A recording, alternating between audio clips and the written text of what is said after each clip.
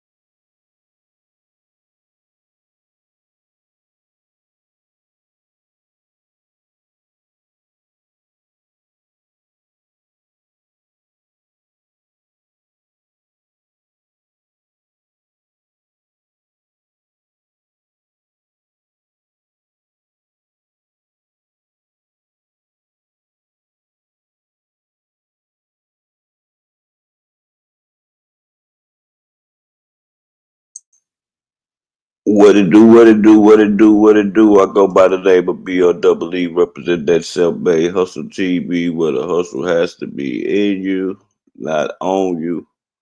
Make sure y'all like, share, subscribe, man. Make sure y'all like, share, and subscribe.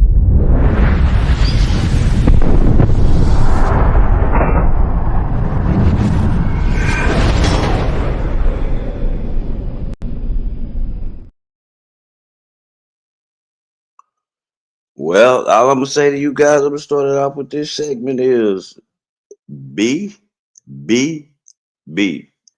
And I'm not talking about no big booty bitch. That's not what I'm saying. That's not what that stands for.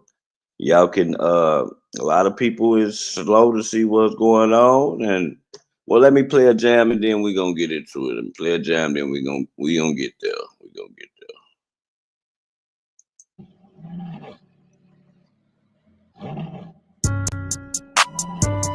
Hey, hey, oi, oi, oi.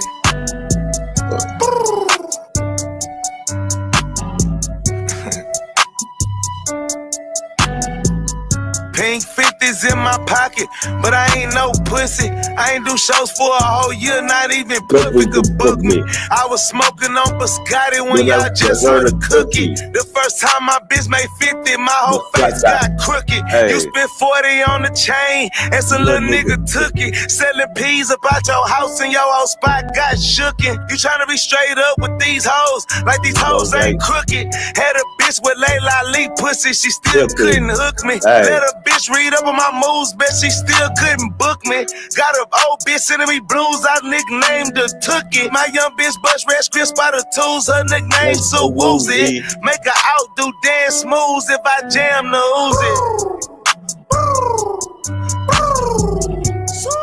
I bang the bird nest, nigga.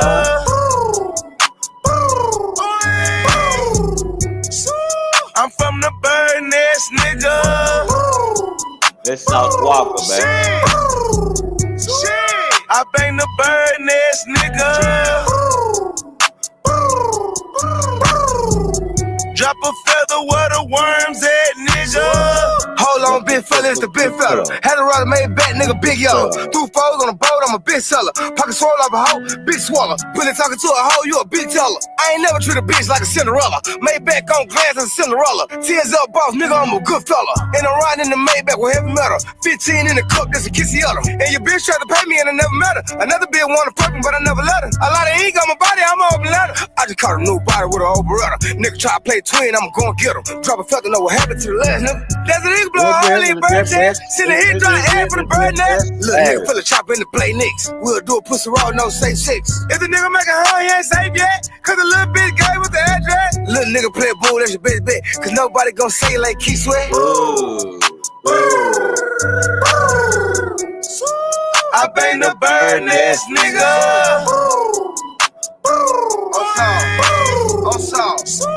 I'm from the bird nest, nigga.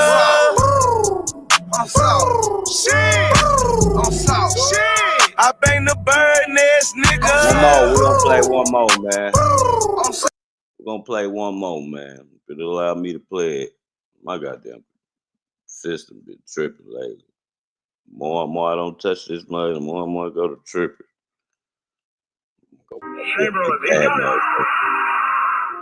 To the moon.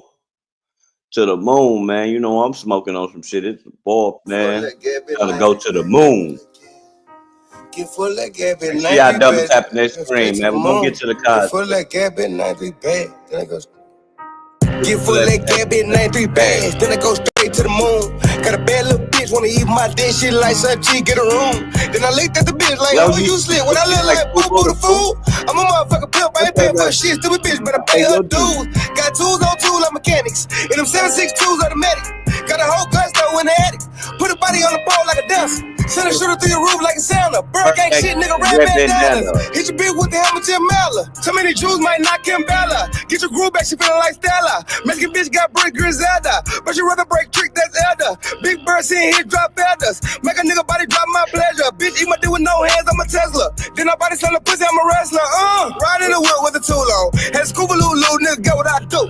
Get head in the school zone. And everybody see the big, give me head when the light was on red, cause the motherfucking roof gone. Killing niggas, put the motherfucking noose on. And you ain't even got like your boots on. Ain't nigga try to fight, put the boy down tonight. This a motherfucking shooting zone. I was gonna stop, but I keep going. I be at the studio with my whole horn. Bitch came back from one arm. Another bitch came back from two arms. God, I'm looking like something B. What is you on? Two white bitches on the fruit ton. Bitch pay me no coupon. Puerto Rican bitches love me like a big bun. About to make back, I'm a big done. Nigga got sauce like Kim's son. So H-Time coming in run. Nigga cross me, that's an N1. Take a nigga soul like Shane Son. And I'm bringing on the bed, that's a shit show. If you smoke, then I'm lighting up the Crisco. Dumb doesn't know that, bitch, just go. Okay, free Sanchi, man. Free Sanchi, man. Sanchi out.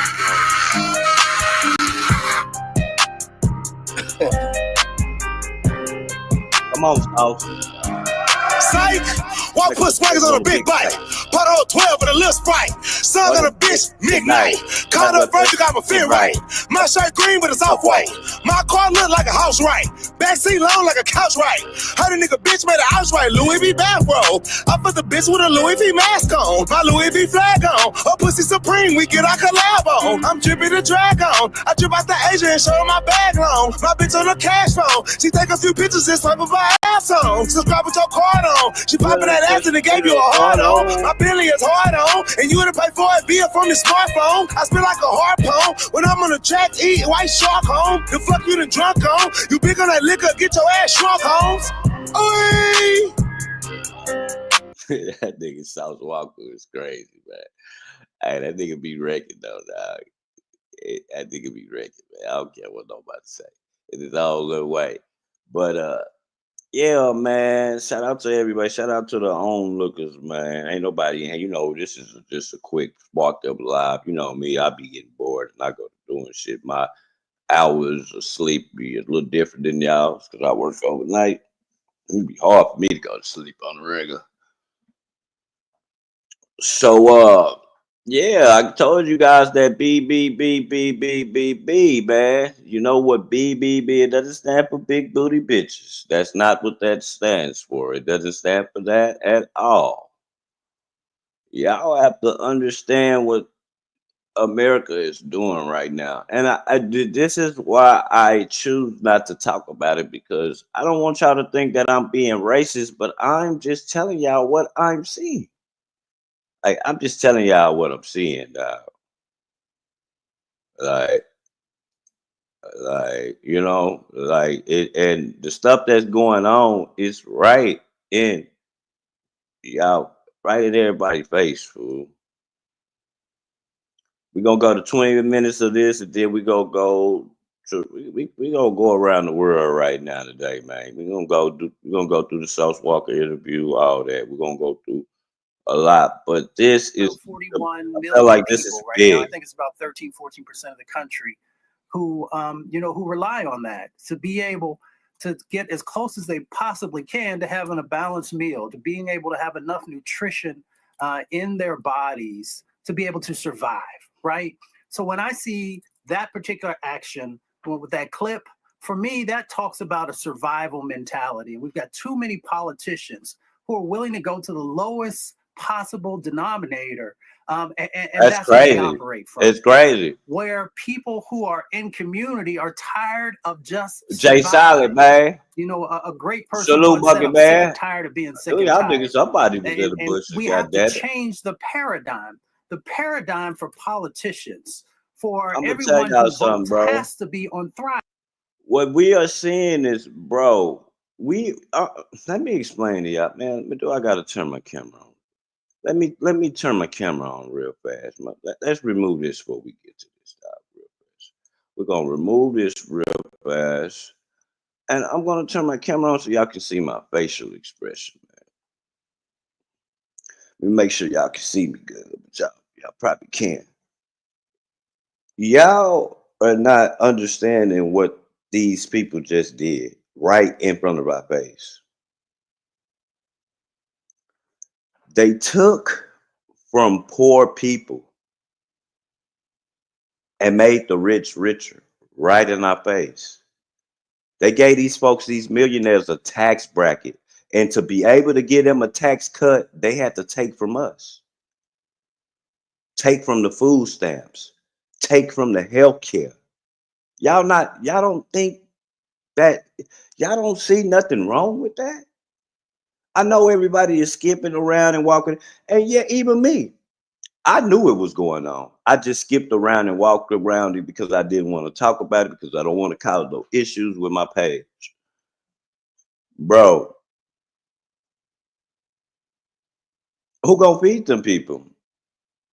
Who gonna house them people? Like, it's real, y'all. They doing it. What they doing to us is some crazy stuff right now, bro. And we can't do nothing about it. Nothing. We can't do nothing about it. But sit here and take it because they planned this, man. They planned to go over there, take over the house, and once they got their secretaries around, they was gonna do all this type of crazy antics, bro. I don't even get food stamps, but I know it's mothers out there that's hungry. I know it's single mothers who were messing with sorry ass men and they need help. Why would you go take from them? That should have been the last person you decided to take from. Like, you should have put them women on the back. Let me remind you though, it's white people on welfare too. It's white people on welfare too. So, I don't get that. Like, how do you take something from somebody who don't got nothing? If I got nothing in this hand, if I got nothing in my right hand, what are you gonna take from it? Bro, they gonna find a way. Find a way. Bro, this is not it. And all this stem from listening to Elon Musk, bro. You listening to that nigga, fool. How can a rich person tell you what to do to the poor people? This nigga ain't never even walked through the ghetto. So how can he strategize a plan to get America back on when he's the richest man in America? He probably don't even know a poor person. Come on, man. We should demand from our I politicians do the realize types I of work for this things man too, that we also. need to be able to not just deal with the basic amenities, right? Basic amenities, air, clean air, clean water, access to food, access to housing. But you can't even get these politicians to do those types of things. And it doesn't matter if they're Democrats or Republicans or independents. I throw everybody in there until you show me something different. That's Until messed you up, show me Jay that you're actually Silent willing out. to stand up and fight. And that's what people are looking for. And that's why they're so They won't. disconnected from the This political is this system, is the because type of nobody, stuff. very few people are willing to fight. Yeah, And when this is. folks do Y'all fight, not understanding. This is the type of stuff that you supposed to cause a catastrophe for what they just did. We should be frontline right now, causing a ruckus, bro, with what these people just passed. Bro. On top of that, you trying to start a war that's gonna cost more money, allegedly, that we don't got. Man, come on, dog. often they are attacked by so many different individuals and corporations and big PACs and all this That is other all type of out. stuff that they eventually get wore down, or they find a way to vote those folks out because they were actually the ones that are willing to stand up. So again, no more of this performative stuff. No more bumper sticker language. You I'm gonna know, put the link on the if you community can't take wall if what y'all you niggas did want to come up, back man. home, actually sit down on somebody's kitchen or on their back porch and show them Give me how a their few life is minutes. going to be better, then you're wasting people's time. And when you're wasting people's time, you're putting their future in danger, and you're literally, in this particular moment, putting people's life, on life support, and then turning the electricity off because Yeah, people can't afford it to keep you alive. I that believe shit crazy. data that shows exactly what's going on, and people need to actually have Pay numbers attention, and not y'all. generic. So this is what Senator Elizabeth Warren posted on her social media account. She says, "How many people will lose health care if in your state underneath Healthcare. Trump's big beautiful bill?" We talking about Here are the healthcare. numbers right here. Okay. Senator Tommy Tuberville, remember he talked about the rats and federal. Well, guess what? Alabama will lose 219,803 people will lose health care in Alabama. Alaska, 39,989. Arizona, Pay attention, dog. 365,984. Arkansas, 158,745. Hello, Sarah Huckabee, Trump's lying spokes. My nigga, I'm gonna tell you how I look at these numbers right here. You know how I look at these numbers? I look at these numbers as people who passed away, or people who gonna pass away because they can't take care of themselves. Hey, look at these numbers, y'all. If they can't go to the doctor when they sick, what's gonna happen? And who is this mainly happening to? The minorities. Man, y'all better wake up, man. White House press secretary. That's your state. California, 2,368,466 people. Colorado, 240,953. Connecticut, 86,580. Yeah, okay, a lot. Delaware, 54,957. Florida, 1,936,421. How about that, Governor Ron DeSantis? Georgia, 651,540. How about that, Governor Brian Kemp? Hawaii, It's a lot of people, dog. 82,483. Then you look Idaho, at COVID. 72,815. Then you look at the C-19 word. Look at how many people got unalived in that shit. 1 million. It's ill. What are y'all trying to do? Y'all trying to control the population or something? I don't know. Illinois, 535,849. Mm-hmm. Indiana, red state, 267,996. Iowa, red state, 113,979. Kansas, red state, 92,937. Kentucky, Democratic governor, red state, 184,526. Louisiana, MAGA governor Jeff Landry, red state, 267,550. Maine, 61,488. Maryland, 245,929. Massachusetts, 326,262. Michigan, 453,101. Minnesota, 173,268. Mississippi, controlling the population, man, in front of y'all face. 265,298. Mississippi, Missouri, two red states. Montana. You would have thought that he'd have been to stop right now. You'd have thought that some of these other states would have been covered, or somebody would have put their foot down and didn't fall for this stuff, or fought for it. Not a chance, bro. Not a chance, bro. These are unalived people, basically, bro. If you can't go to the doctor when you're sick,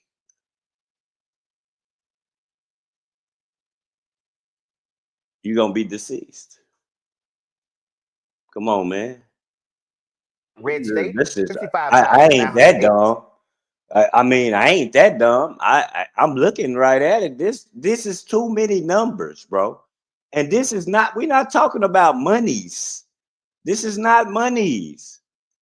These are humans, folks. 81. Nebraska, red state, 78,275. Then we go to the next one. We go to Nevada, Y'all 114,500. New Hampshire, 46,388. New Jersey, 363,330. New Mexico, 111,997. New York, 1,019,121. North Carolina, y'all voted for Trump. Good morning, Brian. 982. Shout out to Florida. North Dakota, red state, 24,488. Ohio, red state, 489,815. Oklahoma, red state, 211,794. Oregon, 198,089. Pennsylvania, y'all voted for Trump, 483,868. Rhode Island, 47,359. South Carolina, red state, 285,857. South Dakota, red state, 33,830. Hey, and what's crazy is all y'all people voted for Trump because of a check that he gave us. That he gave. Shit, I ain't seen not goddamn one thing of stimulus in this package. Period. Period. There's no more giving to the poor. That's over with. 38. Tennessee, red state, 310,056. That's why. Texas, red state, 1,600,000. Now you see why. Y'all can say that boy on top of that roof, all that was fake if you want to. You can say that's fake, bro. That was the other side going after this guy, man. It's bigger than y'all think, man. They not even agreeing with some of the rules that he's saying because some of the people in the Senate ain't rich. Everybody ain't rich, Trump. You doing this to help your friends. Everybody not rich, Trump. It's even some white people that your color that's not rich, bro. So, 71,965 people. Utah, red state, 188,494. Vermont, 35,242. Virginia, Republican governor, 322,984. Washington State, 328,695. West Virginia, red state, 82,225. Wisconsin, y'all voted for Trump, 276,175. Wyoming, red state, 20,407. And 17 million lives Republicans are putting at risk. How in the world can we talk about this country having 17 million unalived people?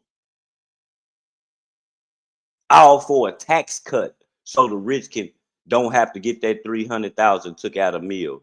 Now it's gonna go down to, we don't know what it's gonna go down to. Now they'll probably get 100,000 took out of every $1 million they got. Come on, my nigga. And this went through.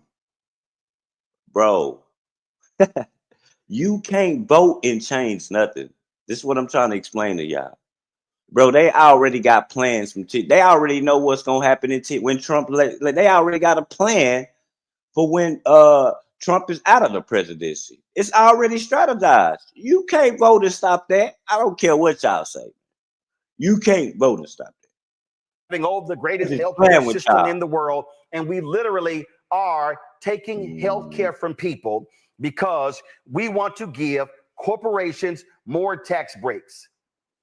How can we say how great we are, how wonderful we are, like that, when we literally are saying to people who make $200,000 to $500,000, oh, we're going to hook you up with more tax breaks. I need people to understand. This is crazy. When we talk about how much people truly make in this country, so I think a lot of people are absolutely confused. That's the money out how much people make. And people walk around in this sort of Instagram world where they think, oh my God.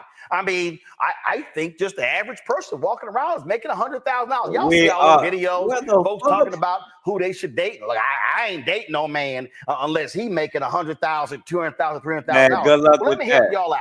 This is according to the United States Census. Numbers. In 2023. This says income in the United States. All right. This is the United States Census. This is the highlights right here. The real medium household income in the United States is $80,610. That's like almost what I make. That's the median household income, means mother, father, and likely 2 kids. That's the median household income. It increased by 5.4% for white households. It increased 5.7% for non-Hispanic white households. There was no significant change in the median income for Black, Asian, and Hispanic households. I think it's a game. It's already strategized, bro. $80,610. That means, dang, if you ain't making $200,000 to $500,000, that tax break don't impact you. By the way, we don't got no money like that, bro. That's for homeowners. Black home ownership has never been 50%. So if you renting, you don't get that. You ain't getting nothing. You don't get no brother renters. You see what I'm saying? These are the real numbers I'm talking about, Randy. When we start talking about these bills, they going up on the rent.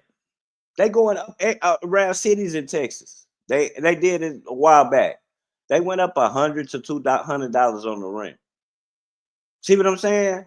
We don't receive no type of tax cuts or nothing when you go do your taxes for you paying rent through the whole year. Nothing. You just paying it. But because you own a house, oh man, we're gonna give you the biggest tax. That's not right, bro. This playing field is not even, y'all. That's all I'm saying. It's not even, fool. It's not even, dog.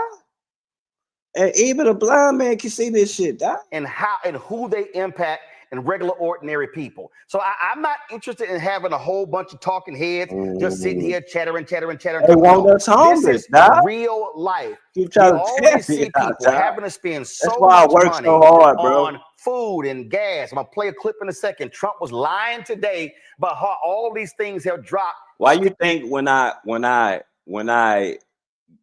talk about this shit, I always go to the food and gas, bro? You need the gas to get to work to make some money to buy the food for your family. Those are valuable things. The job, the gas, and the food. Those are the 3 really main things, along with the house. But I'm saying, dog, you have to formalize a way to make that shit drop, bro. You can't like they just, I'm telling y'all, I can't even explain how I want to say it, but y'all know what I'm saying, man. Still lying, and they want to sit here and say, yo, if you are making 200, it's definitely time to come together, fool, because America's great. Like, come on, dog. While they wearing red hats, anybody else should be wearing black hats, bro, because it's gonna be thunderstorm, cloudy days in their houses. I'm telling you. I'm telling y'all, man. We seem to like reality TV so much. We need to get real about our own lives. I agree with you that social media has warped our perception of how most people are living and made us feel as if we are, should be living a certain way. The reality of it is that most of us are living paycheck to paycheck. The reality of it is when we say, oh, we're going to date somebody that's making $100,000, most people are not making $100,000. You know what I'm saying, Mark? The reality of the whole thing is that we are struggling, and something like this bill that affects every aspect of our lives. You talk about healthcare. That is the biggest way. That's the number one way that people end up filing bankruptcy. I always point out to people, you never hear about a important, like a senator, you never hear anybody in the government or a president that dies young. And why is it? It's because they have top of the line healthcare. They are looked at and checked out all of the time. When we talk about our history and how we die young, it's because we're not receiving the same level of care. Listen, and now it's going to get worse. I'm gonna tell you something, man. I'm gonna explain to y'all something about this shit, man. I'm gonna tell y'all for the few who don't even know the story, my little story. I was in the streets grinding, hustling. Decided to change my life and get me a job. Well, it wasn't my first job, but I'm talking about like really, really focus on changing. I got a job, worked that motherfucker for like 3 years. COVID came.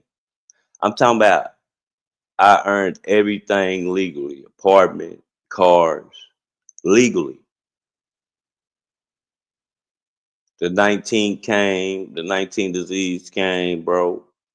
I almost lost everything that I had because of the disease, because of American man-made disease. Not because I didn't get up and go to work, not because you know, dumb stuff that people do to lose their job. Not because of that, bro. I got it snatched away and wasn't saving like I was supposed to be. See, to the people who was good with money, they wasn't really tripping off of it. Talking about I had car payments. You know what I'm talking about? Payments too. Apartment, expensive ass apartment. You know what I'm saying? Like just snatched away from me for free. And I thought about it. I sat back and thought, like, what did I do? Oh, next, whatever I get back on in life after this shit over with, I said I'm gonna save every penny. I'm not just gonna blow my money like I was doing. I'm gonna save every penny just in case something happened. I got their ass this time. Went through a pandemic where people couldn't get my people the services that they needed.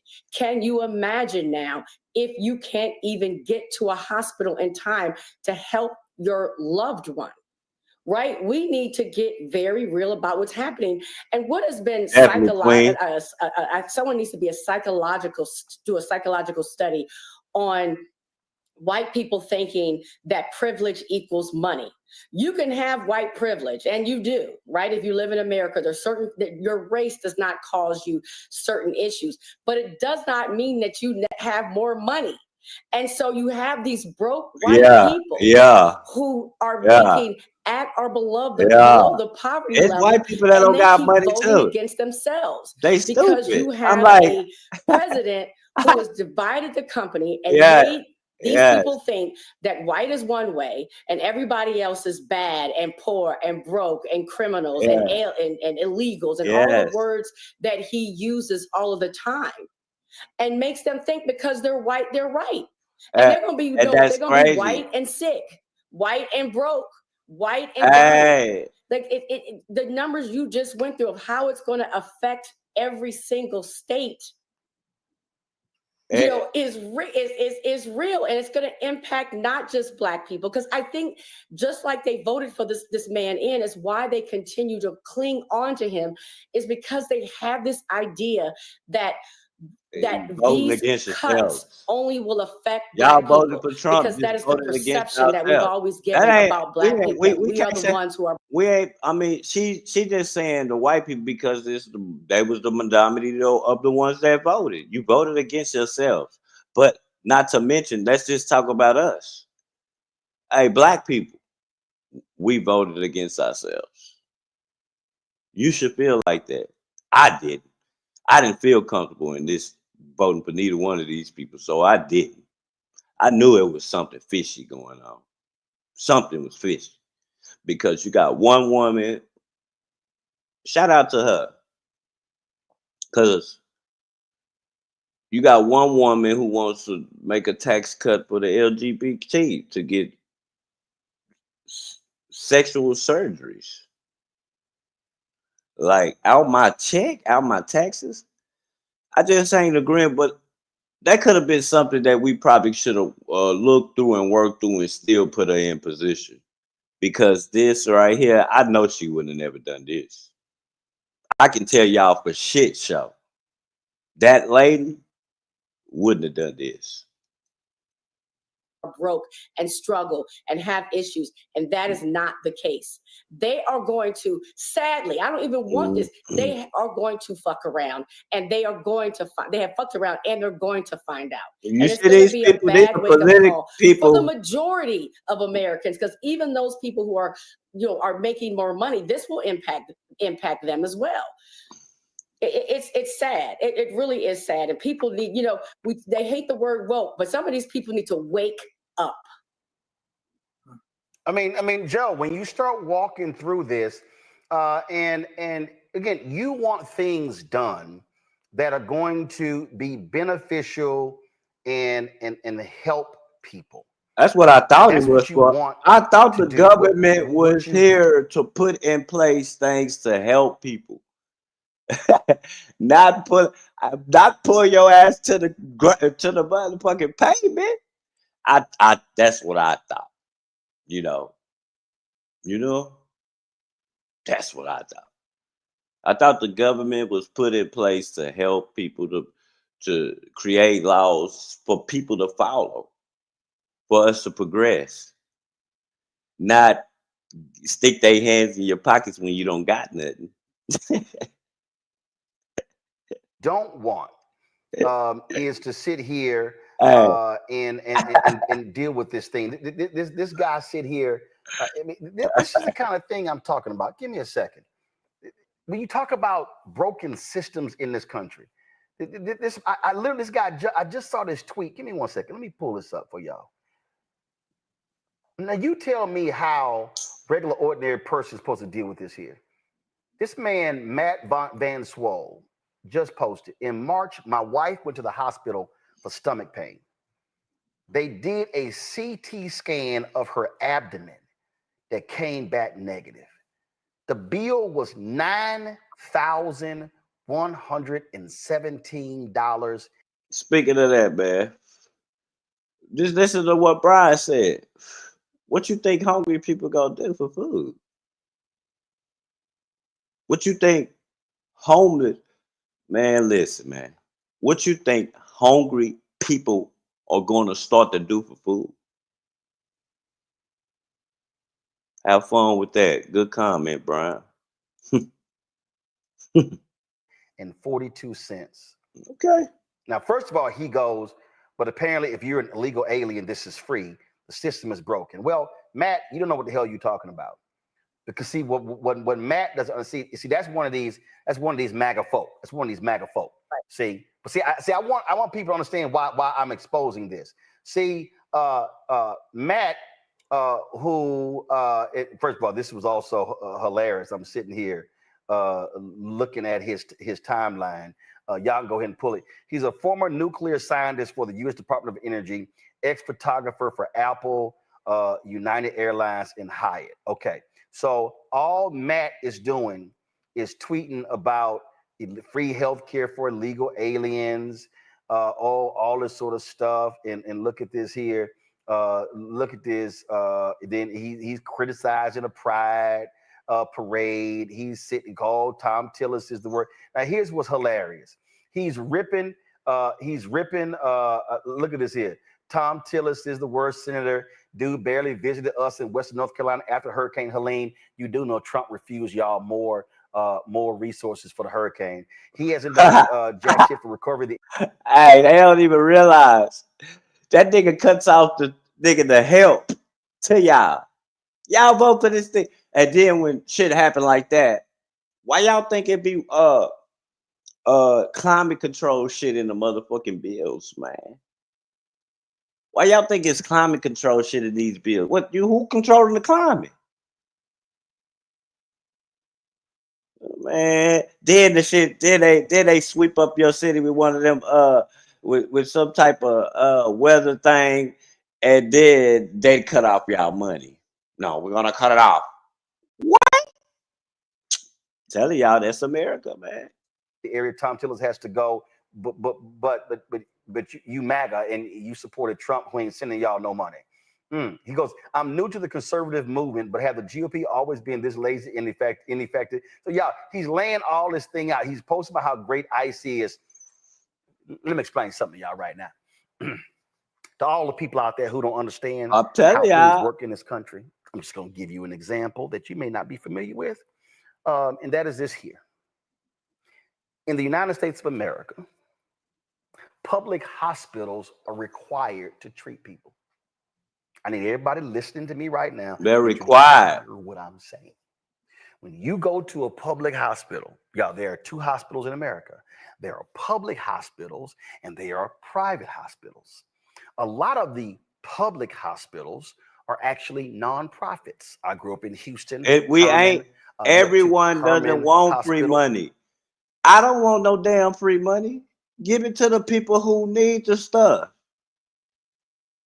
Bro, that's what we saying.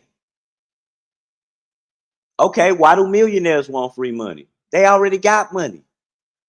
Why is a millionaire worried about a single mother getting a tax return of $8,000 or $9,000 at the end of the year when they struggled all through the year, paying rent and shit? Like, man, y'all gotta come on and listen to how y'all be sounding, man. Like, bro, Methodist hospital. I know I ain't all right, so that's smart about this shit, but I know y'all ain't that stupid. Emergency situation, and you roll up to Herman Hospital, they are required by law to treat you, whether you are. This is why I don't talk about this, y'all. Whether you are an American citizen.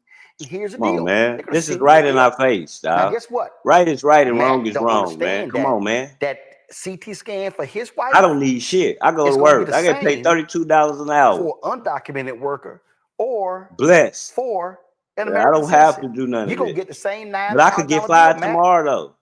That's what you're gonna get, Matt.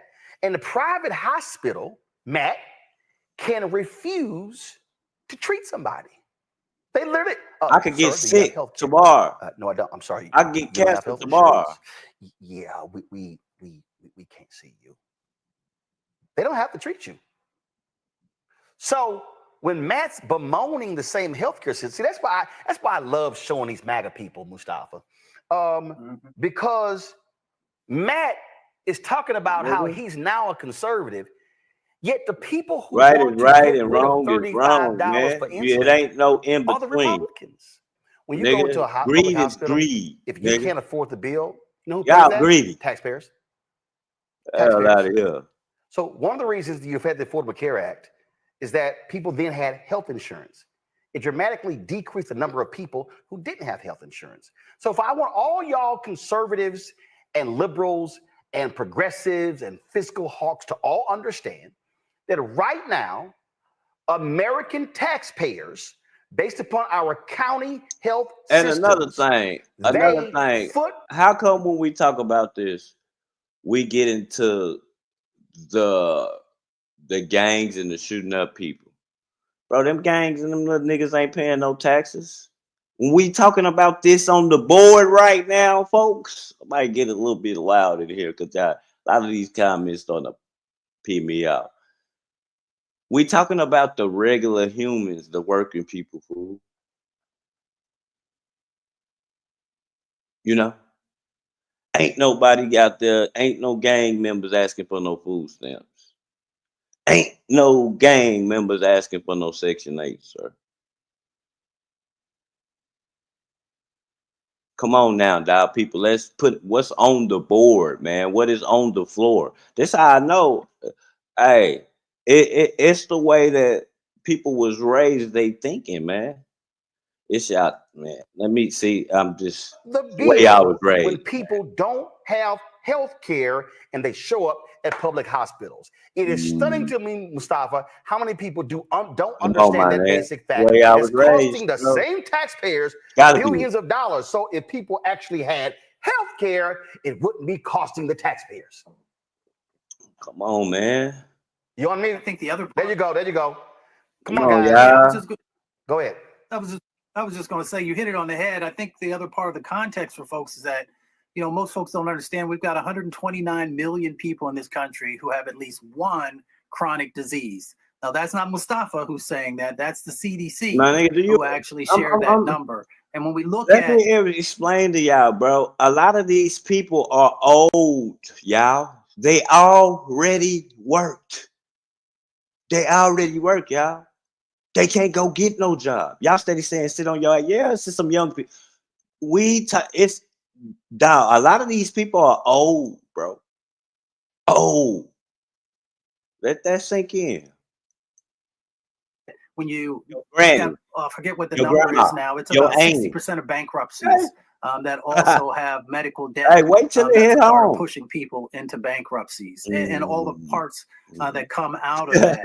So it just makes no sense to limit the amount of individuals in our country who have basic health care. She ain't to rich. take that away means that if you know what the numbers are, then once again, you know more people are going to die. But not only are more people going to die, there are going to be these ripple effects of you not having health care because you're making other types of decisions sexually transmitted that are going to create diseases, additional stressors. I believe Randy brought into our conversation a little bit about the mental health aspect like mental health. So it's not only cruel, it just doesn't make economic sense for you to limit the amount of people who actually have access to health care.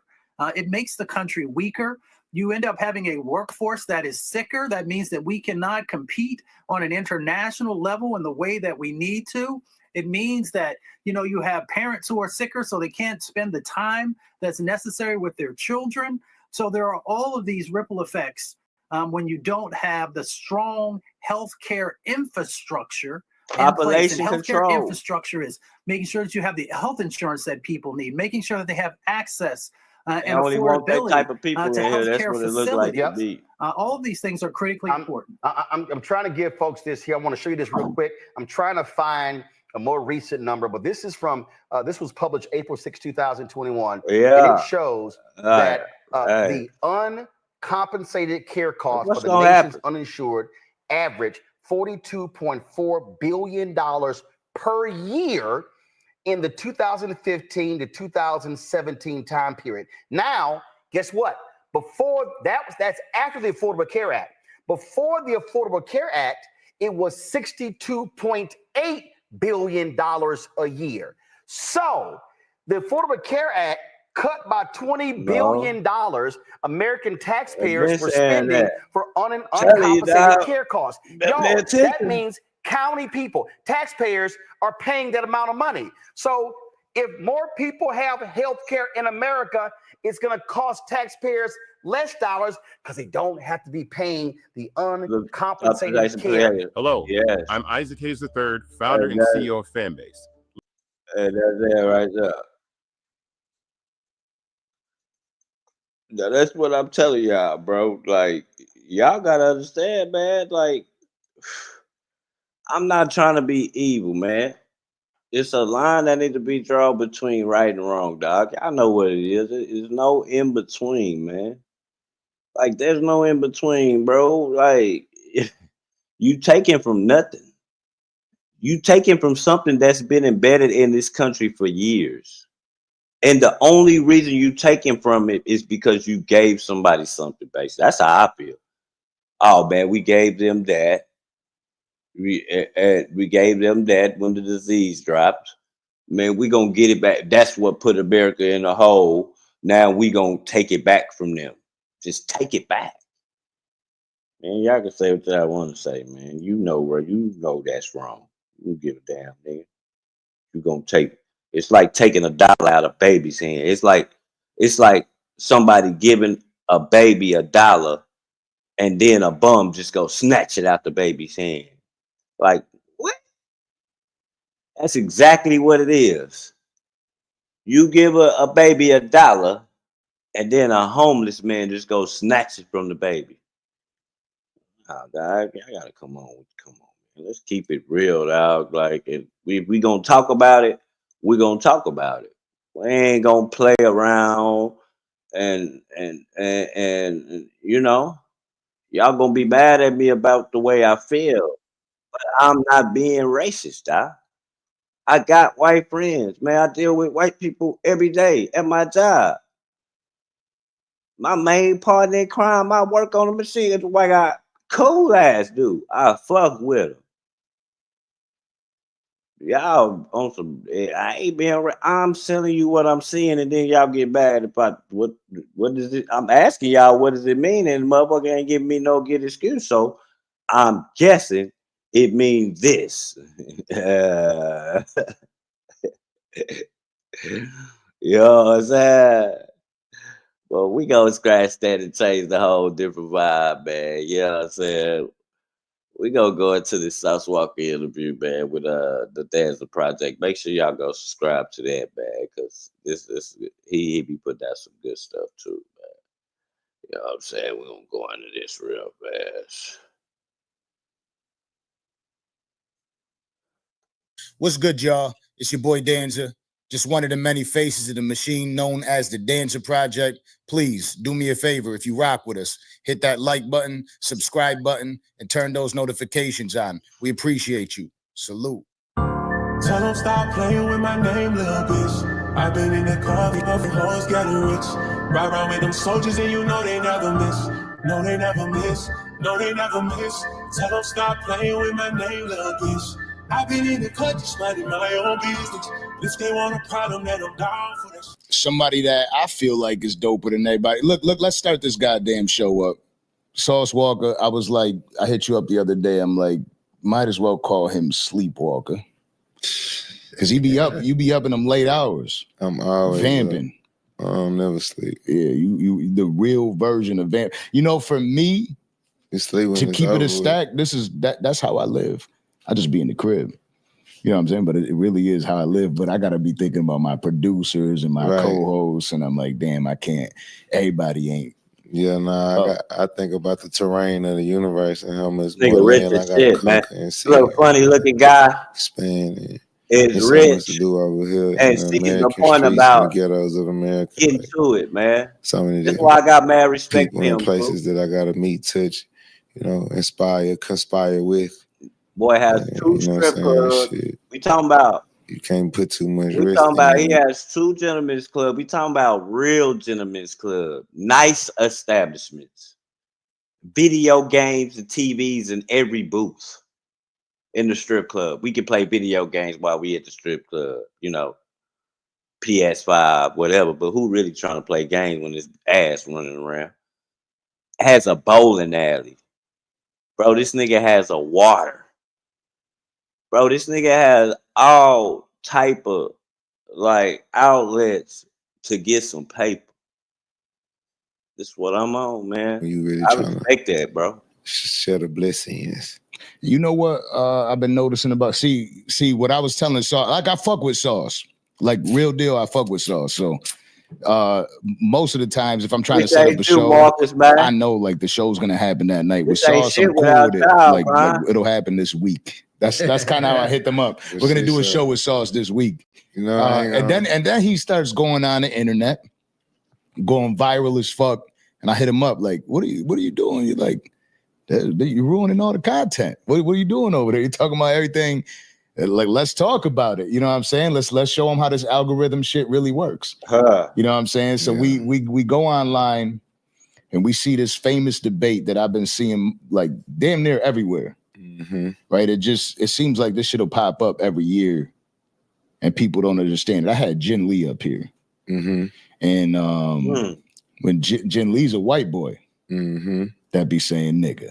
You know what I'm saying? So it's got its issues. And the one thing I said to him was, the one thing we all know, as anybody that's ever been in any hood ever, there's always one white boy.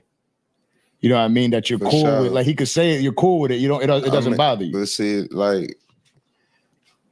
up under the unwritten rules, just like Black heritage and hood shit, a white boy or a white person not supposed to say the N-word under no circumstance. But Hispanics and brown people, a little bit, depending on what city, what state, what area you're born in, then it's more acceptable or it's common. But like in reality, if you talking like, it's really like an East Coast versus the West Coast and the South type of thing, or the Deep South, because if you in New York, every Puerto Rican, every Colombian, any type of Hispanic that you could think of in New York is saying nigga. You know what I'm saying? They say it. I don't know, saying the N-word is stupid to me. So nigga, they say nigga, and all of them saying nigga, you know what I'm saying? Yeah. So then you got, when you come to Texas, it's like, everybody in Texas, we grew up all together as one.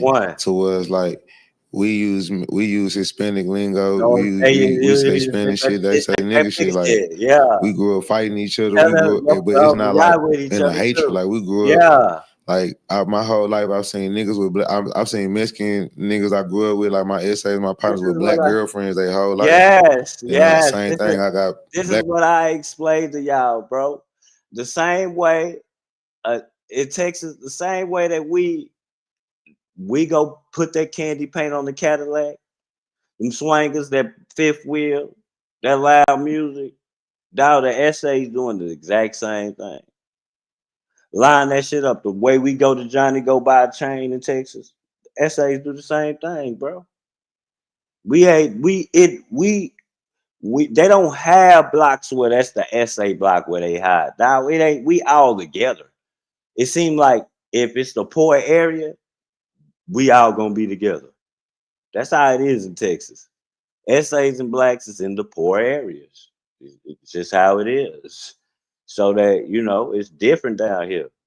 So, Black partners from Houston has had Hispanic girls, Hispanic children, and you know what I'm saying, been around that their whole life. And like it shit just different in Houston. Like we don't have that in Texas, period. We don't have that we don't have that black and brown separation. Like even in the penitentiary system, like the jail system, is probably about the most segregation you're gonna see between blacks and Hispanics in Texas. And it's still it's not like motherfuckers just don't never like motherfuckers like we it's like y'all don't. It's cause like it's like even with the politics, like you'll have certain Mexicans that's just like you ain't. It's certain essays like you ain't supposed to sit at the black table, but you got certain essays that's gonna book that shit and be like, fuck y'all, I'm gonna sit at the black table, go fool with my niggas, eat food, come back, fight y'all try to jump me, or I might have enough respect when you're not gonna do that. You have certain Mexicans essays that in the free world they was Bloods and Crips. So now when they go to the penitentiary, the Serranos or the Tango Blast or like, you know what I'm saying, different Hispanic, and when they super powerful, like they got a lot of power down there, like, you know what I'm saying? But you have certain essays that's like, nigga, regardless of all of that, that's cool, whatever, nigga, y'all gonna have to kill me or I'm gonna fight about this blood, this B or this C, because that's what I really was in the free world. And I'm not gonna go back to the world, something that I wasn't before I went. Even if I fuck with y'all, I love my Hispanic heritage and all of that shit, and that's a part of me as well. But at the end of the day, that don't mean that I gotta completely betray who I was in the free world just because I'm in the penitentiary right now. But then you got people who just, nigga, they all the way blessed and they all the way Hispanic, they all the way with their people, but they still got, we still all one, regardless of whatever the little rules and, you know what I'm saying, how we gotta organize certain shit when they get like that. Niggas still, especially outside of jail, like YouTube space. It's like very, it's a difference between the two, but it ain't a difference between the two. You know what I'm saying? In reality, like in Texas, you know what I'm saying? Now, as far as when you talk about like white people or Caucasian person, like you got to be a special type of white boy. You know what I'm saying? And I'm not like I give it to Jen Lee. Like I know Jen Lee. I fuck with him. He from Killeen, Texas, Dallas, Texas area. I met him in Killeen,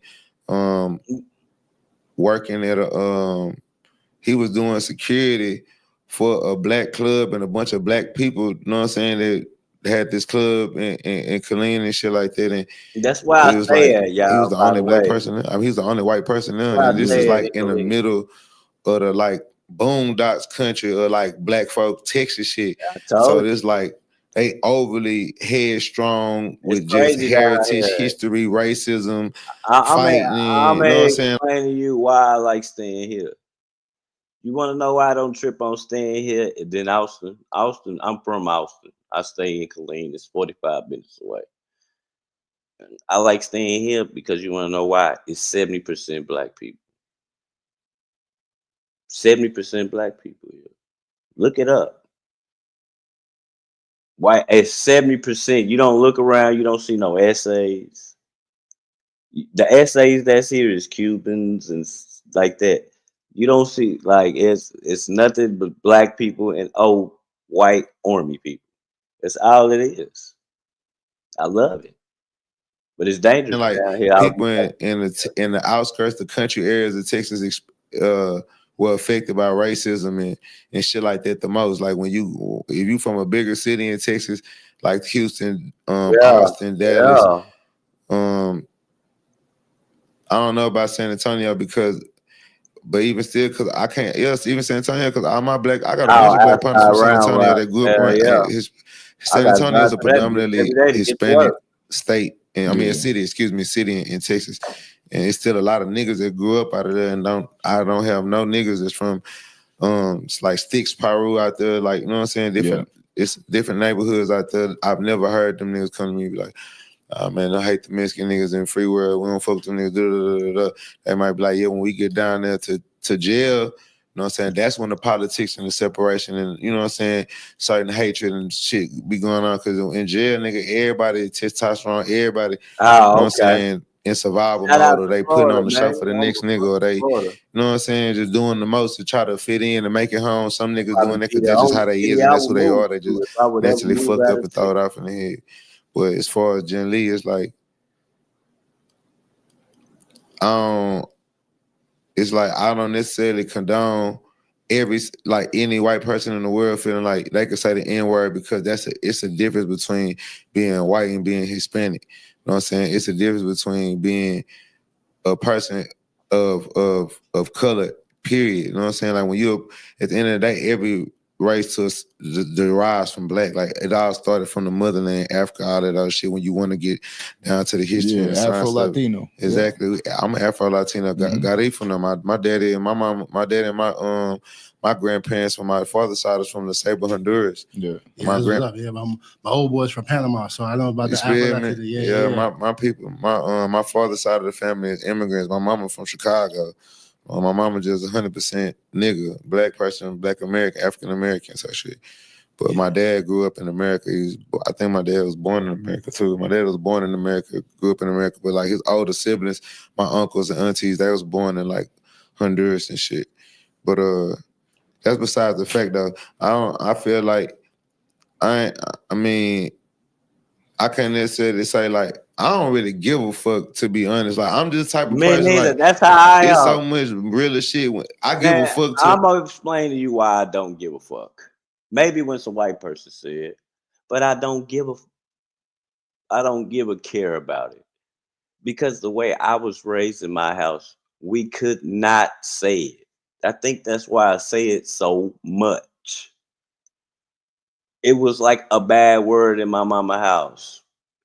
My mama explained to me, when you say the N-word, it means an ignorant person. So when you saying it to your homeboy being cool and shit, you calling him ignorant. Or you saying it to your homegirl, you calling her ignorant. So we couldn't say it. It was like a cuss word. You say it, but mama might hit you upside the head. Like, so that's why it don't hurt me. Because it mean an ignorant person. To a certain degree, like I'm not finna just let any old white boys just say nigga for the enjoyment of they you know what I'm saying? No. But if I know this nigga got friends with us that died, passed away, you done risked your life, you exiled from your family. Like it's the same difference. But see, it's not the same, it's the same difference, but it's the same indifference as well. If you say like a woman in a relationship with a black man, a woman in a relationship with a black man, or a woman, a white woman that's around black males and shit like that, she should never say the word nigga up under no circumstance, period. Yeah. There's no point and no reason ever for you to even feel comfortable in no way to say before be using that word. That's not, you know what I'm saying, that's not even for it's, you know what I'm saying, that's the masculinity, pain, suffering, death, all the stuff that come behind that word, that ain't for a woman. It's not ladylike, period. No woman should be saying that shit. That's why it be pissing me off when people just try to be judgmental on the word, period. Because if you're going to police the word, then police the word. That's how type of nigga I am. I feel like if a motherfucker feel a certain type of way about any person that's not of like black descent or brown skin, saying, well, not because they saying anybody that ain't black, period. So like y'all gonna slap every Hispanic person and say nigga. Like, I think that was the I'm saying, you crazy slap shit about the OT clip though, because but saying that's what's fucked me up is that I ain't even know OT said that shit. I ain't even know. You ain't even see that before. Blood. never seen that. I didn't know nothing about that. I was just saying what I said because. So let me put it in perspective for the people then. Yeah, I didn't know that. did the podcast. Yeah. They asked him about, the use of the N-word. And he kept the G. You know what I'm saying? I know you fuck with him too. But he said, he was like, he said, damn, it's hard to explain because there's no men in the world. Down here, man. Y'all gotta understand that. I never see, like, bro, I never witnessed a Spanish person use the N-word in Texas in a bad way. I haven't, bro. Listen, man. Mexicans kick it with blacks down here. It's different. They got Mexicans have black girlfriends. Black guys have Mexican girlfriends. It's different down here. We all raised together. Dog, it's different down here, dog. It's not like that. Now the whites is something different. We don't know. We don't live with them. Y'all gotta understand it is different down here, man. It's different, dog. It's different. It's different. It's different. It's different. It's different. I never heard a Spanish person in Texas said, "Go get the ends." I never heard that. You gonna let that end step on you, Holmes? I never heard that. They don't even talk like that down here. Essays down here talk like niggas. Keep trying to explain to y'all don't get it. Yeah. What are you gonna do about it? See, that's the thing about it. See, that's when the levels change it. See, if a nigga if somebody confronts me and be like saying it like nigga, I say nigga, so what you gonna do about it? Now you trying to use it in an aggressive form, like you're punking me, or like you have the power of determination over this word to where you can freely use it up under your scale without us being acceptive of that. Right. That's what a narrative changed. And a real nigga is gonna put you in your place like that. But at the end of the day, I wasn't there. I wasn't in the room for that, and there probably wasn't no other real niggas in the room to be like, hold on, nah, nigga, you can't do that like that. Yeah. You know what I'm saying? You use nigga in the way to use nigga because we are my nigga. Because guess what? Just because you my nigga, I'll fight you because you my nigga. And then we good after. We'll look at that. That's the point of squabbling. That's the point of masculinity. That's the point of being a man. That's cool. Like how you say, because guess what? The same way how OT's saying that, that's my little brother, that's my nigga. Yep. But guess what? I say Vato, SA, Wade, and whatever else under the sun. I feel the same way how you feel as well. When I used to have dealings with my Spanish people, I used to get to talking like they talk. It was just like a friendly thing. We talk about we making deals, street deals. I go to talking like them. Or when I call him on the phone, I go to sounding like him. You know, being funny and shit. This is just how it is down here, dog. Y'all gotta understand, man. It's just different down here, dog. Different. But I'm gonna use it always in a form of love. But at the same time, if a nigga call me out or somebody when a nigga say, man, who got the killer, man? We be like, my essay got it. You get what I'm saying? We say that. Man, my little essay got it. My little essay partner. We don't mean that in a bad way. Nigga, we mean that in the most positive way. My little essay partner. That's just how, you know. Yeah, it's different, dog. You know. I'm out about that. Hold on, you can't say Vato with the whoop. And the nigga want to look at me behind that. I'm gonna squabble you. We're gonna live and fight and die, whatever. Live, fight, die, whatever it is. That's what we're gonna do because that's what it is to be a warrior. That's what it is to be a man. Yeah. You know what I'm saying? But like that's why I said when I was previously speaking, for a white boy or somebody that's not black to be able to use the word nigga, you have had to go through niggas' pain with niggas. Yes. If you have not went through niggas' pain and suffering with niggas right next door. And went through the profile, because that's what you gotta understand. The same way they was chasing us, them cops was chasing us and pulling us down, the blacks, they was pulling them essays down, and they still doing it right now.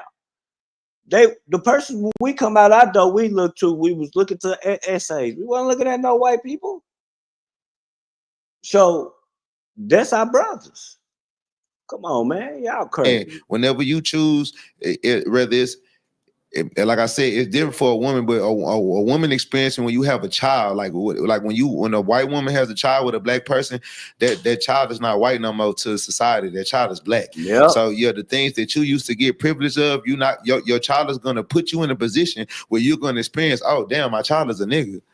Oh damn! Like what the shit that I used to get privileged of because you just see me and pull me up, or just see me in the regular the woman that I am before you know the type of men that I like and the child that I have a certain privilege. But then in reality, the people that know this woman, her family, loved ones, friends, if they not also on that same frequency that she on, then she's been exiled. She's treated a certain type of way by the people that know her. Her child is treated a certain type of way by the people. You would not have any money. Shout out to California, but the Texas Spanish people is a little bit different, bro. Down here, we closer to the border. If you in the streets selling anything, you would not have no money if you couldn't be able to talk to Spanish people, bro. If we sat around and beef with essays all day, it wouldn't be no money here, fool. We wouldn't be able to get no money there. It wouldn't be no money in the streets, bro. Them essays is moving everything out here. That's it. Like you can't go. Well, I'm gonna go to my white guy and buy some keys. It don't work like that down here, nigga. And who the fuck would want to go to a white plug and go buy some keys? You know what I'm saying? Come on, man. People that naturally know her, but unless she has a loving family that's accepting of that. But when you get outside of your safety zone or your village, and something happens to your child, or your child go through experience, or you go through experience trying to protect your child, or your child, it ain't got to be police. It can be fight, shot on accident, just nigga shit. Down here. And then you realize, okay, this would come behind being black. Yeah. That's why they say everybody want to be a nigga until it's time to be a nigga. Yeah. That's the point that make me have respect and understanding for someone who is. They've been through it. They've been there. Nigga, you been, you know what I'm saying? I know you from the same trap, same dope hoes, same struggle. We fucking the same hoes, same, you know what I'm saying?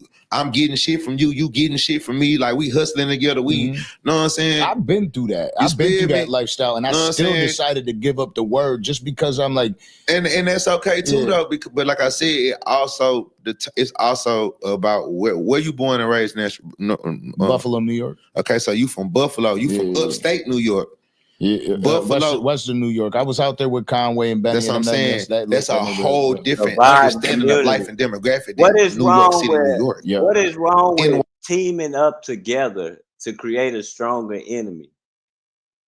Like all that shit is doing is dividing. We don't divide down here, bro. We like the same things as the essays down here, bro. I'm telling y'all, you come down here, you're going to see them cars. You're going to see that culture.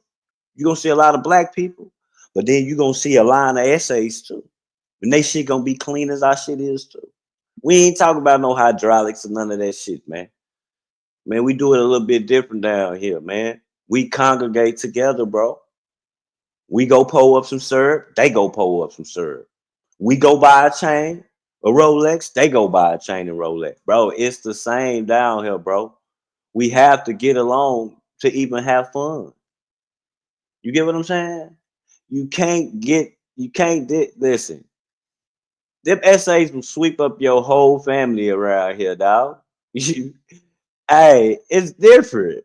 Like, it ain't, dog, you can't go around here. I mean, I get y'all California essays, I get that gang members and all that, bro. We ain't, these essays, bro, we talk about some of these essays, I say this all the time, man. They never wear a tennis shoe. Just them pointy ass alligator skin boots, that alligator skin belt, and the hat to match, man. Dog, man, listen, bro. It's different. Them type of essays ain't walking around California. I'm telling you they not. I can show you it better than I can tell y'all. My nigga, take you to the flea market. I take you to the flea market in Austin on the Saturday. So you can see the Mexicans and you gonna see the real motherfuckers, nigga. Why I see New York is 50-50 niggas, Hispanic. That is the entire culture of New York as far as like urban, what we love, what we know.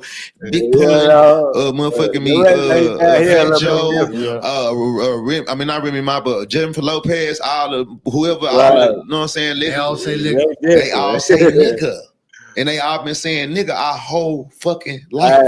And nobody ever gave a fuck until the internet started getting emotional and having their feelings involved. That's what I was telling you. And that's the part that pissed me off.